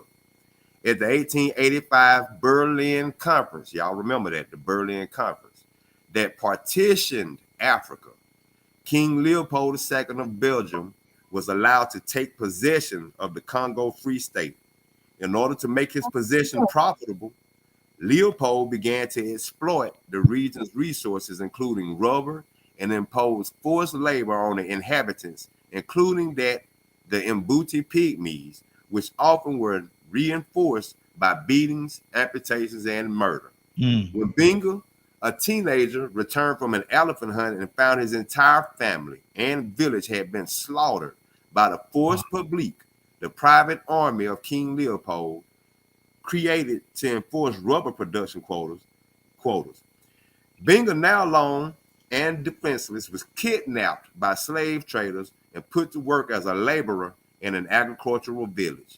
In 1984, Binga was freed by an American missionary and amateur anthropologist named Samuel Phillips Verner, who was under contract from the Louisiana Purchase Exposition to bring back pygmies to be a part of human exhibition at the fair. Verner found Binga and negotiated his release from the slave traders for a pound of salt and a bolt of cloth. Verner recruited other Africans for the exhibit as well, and the group was brought to St. Louis in June 1904. The Africans were displayed, and Oda Binga became a particularly popular performer who attracted huge crowds. On exhibit at the same time with the Apache chief Geronimo, the two became friends. For his effort, Verner was awarded a gold medal in anthropology at the close of the expedition. So he was later released from that, returned to Central Africa, And at the end of the exposition, feeling no longer belonged close to home, came back to that same anthropologist and then went on display at the Bronx Zoo, where he was actually hired to help the animals. And later they sharpened his teeth and made him an exhibit in the monkey house. Wow. Wow. He was later freed, and when he was 23 years old, he was released to the custody of a Reverend Gordon, who placed him in the New York City's Howard Colored Orphan Asylum. Made him a display in the monkey house. Mm-hmm. With animals, sharpened his teeth to make him look like a cannibal, like this made him look like somebody that ate people. And that's Black history in America. Wow. Let that sink in. Let that sink in. Wow. Rico, what's going on at 3 o'clock today, sir? If you missed today's show and would like to hear or see the rebroadcast in its entirety, you can tune in at 3 p.m. Eastern Standard Time on www.dkmmediagroup.com. Wow, good deal. Good deal. I don't know if she's still here, man. That the Black History Fact might have ran her way. But let me call the name. Quilla! Raheem, come on, let's go. Let's go, Raheem. Now, are you ready? So Raheem, I am so ready to receive God's word. Come on, Raheem, let's go. You got an echo in the background saying "so ready, so ready." You got an echo in the background. So ready. Well, I ain't got one more thing to say. I'm not gonna prolong this thing because I think it's time. So look, let's go. Let's go, Raheem. Come on, y'all. Let's go. Go with me to the throne of grace this morning. Father God in heaven, Lord, we want to just say thank you, Lord. Thank you, Lord, for allowing us to get up this morning to see another day. Yes, Lord. Another day that gives us an opportunity to get it right with you, Lord. Father, please forgive us, oh Lord. If there's been anything that we've done, that we said, that we don't, that has been displeasing to you in your eyesight, Father, we're truly asking for your forgiveness. But we're coming to your throne this morning with expectations, Lord, this morning. Expectations of miracles, Lord, that you provided during the Old Testament and New Testament time. Father, we believe that they still exist today. I'm asking you, oh Lord, to help us, Lord. We need you in a mighty way, Lord. I'm asking you to touch the Drummond family, Lord. Father, strengthen them, give them comfort and the peace that they're going to need, Lord. I'm asking you to touch each and every last one that's lost a loved one, Lord. Father, we know that you know that during these times that there's a struggle that goes on within our hearts, Lord. But I'm asking you, oh Lord, to allow the Holy Spirit to cover the pain that we have to endure. Father, I love you and honor and praise you, Lord. I'm praying to you this morning because, Lord, I believe that you would do anything but fail us, Lord. Father, I believe that you will continually love us unconditionally despite the things that we do, even when we don't even love ourselves. I love you, Lord. I honor and we praise you this morning, Lord. I'm asking you to touch those hearts out there, Lord. Touch those hearts that's asking for a victory in their lives, Lord. And it seems like day after day after day, the struggle gets harder and get harder. But Father, we know that you are the victory in our lives, Lord. Yes. So we trust you, honor you, and glorify you, Lord. Thank you for the peace that surpasses all our understanding. Thank you for the peace, Lord, that you give us when we need you, oh Lord, in those times when we struggle. Thank you, Lord. Honor, glorify you. Touch Raheem in the morning glow, Lord. Thank you for your word that you send through each and every last one. In Jesus' name. Amen, amen, and amen. Thank you, Lord. Hallelujah. Amen. Glory to God. Yes, Lord. Yes. Zamari, are you there? You okay? Sorry, I had it unmuted on screen, but I didn't press the unmute button on my actual microphone. So yeah, I'm here. You okay? I'm good. Yeah, I'm good. Good. Mr. Hicks, you there? Pop that screen on, Mr. Hicks. Let us see you, brother. I'm good. There you go. You all right? Get some breakfast. Man, look here, you got breakfast for all of us, man. You can't sit down and eat in front of us like that. We hungry too. I will send you some telepathically. I'm increasing my powers of projection and manifestation. There you go. There Did you get go. it? I got it, man. I got a sandwich. Got a sandwich. A sandwich I came really through. enjoyed, I enjoyed everything. Great day. Good deal. Rico? Yeah, man. Yeah, it's pretty laid back, man. Peaceful show. You know. I think I liked everybody's explanation of the 100% and the 50%. You know, I think it's still pretty much understood that, you know, if you come together to make a whole of a family, it's still gonna take half of that family gonna have to come from you, and the other half gonna have to come from the other person. And so it's so many ways to look at it, but you know, it's still got to be an effort made on both ends for the common goal. Cassandra. Okay, we lost Cassandra. Let me go to Tucson.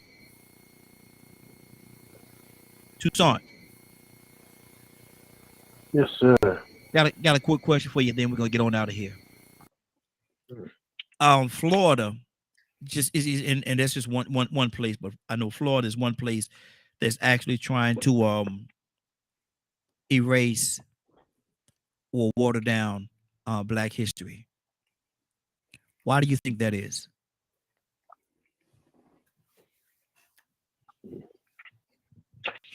To keep that good old down south wholesome mindset. That's full of stupidity. And see, my thing is this right here. They were saying how they're practicing and they're allowing certain history, a lot of histories to be taught. And I think that everybody's history is just as important. Everybody's history is important. So my question, and what we're going to talk about, make them a liar, though. That'll make them a liar. All this time, that'll show that somebody been lying all this time. I heard them talk about the statues and the patriots that'll discredit all of that, even to the point that who discovered what, or them going rebel anyway. Yeah. We're gonna talk. That's gonna be one of our conversations tomorrow. Why would anybody want to erase anybody's history? Everybody's history is important, and across the board, I think everybody that has a history is important to them, and it should be important to each and every one of us. It should be important to each and every one of us across the board, and that's what we're gonna talk about tomorrow. Why would one try to erase another person's history? So that's our topic for tomorrow. I normally don't put the topic out there ahead of time like this, but y'all might want to go and do some research, find some things, and pull some stuff up. But we're gonna talk about that tomorrow, Mr. Hicks. I'm looking for you tomorrow, brother. I'm looking for you tomorrow. Yes, sir. All right, good deal. Well, man, y'all done got some more time out, man. It's 3 hours and 23 minutes, and Captain Boy, look here, boy, y'all got to pay me for this overtime. Y'all got to pay me for this, man. I'm telling you, man, y'all getting overtime out of me, man. Look at him. Hey, Marshall, look here, write that check. Oh, Marshall can write me a check for the extra time today. Listen, it's been a great broadcast. I want to thank each and every one of you for joining us. And more than that, I want to thank you for allowing DKM Media Group and Associates and the Morning Glow for being a part of your morning. It is now 10:25. You're about to exit the Morning Glow, but before you go, I want you to do me two favors, if you will. One, I want you to continue to pray for us, because we are certainly praying for each and every one of you. Number two, why this is real simple, I want you to go out there, find somebody, and give them a hug, because you never know. It could be the only hug that they get, or it could very well be their last. Love you, and ain't nothing you could do about it. Have a great day. And we shine some of this light on you from the Morning Glow. Take it out into this wicked and cruel world that we live in, and let your light so shine. If you get an opportunity, Give somebody some love. You just might find some love in return. Won't that be a beautiful thing? Have a great day. Take care of each other. And please, please, please be blessed. See you tomorrow. God said the same. Give somebody some love and truth today. Have a great day.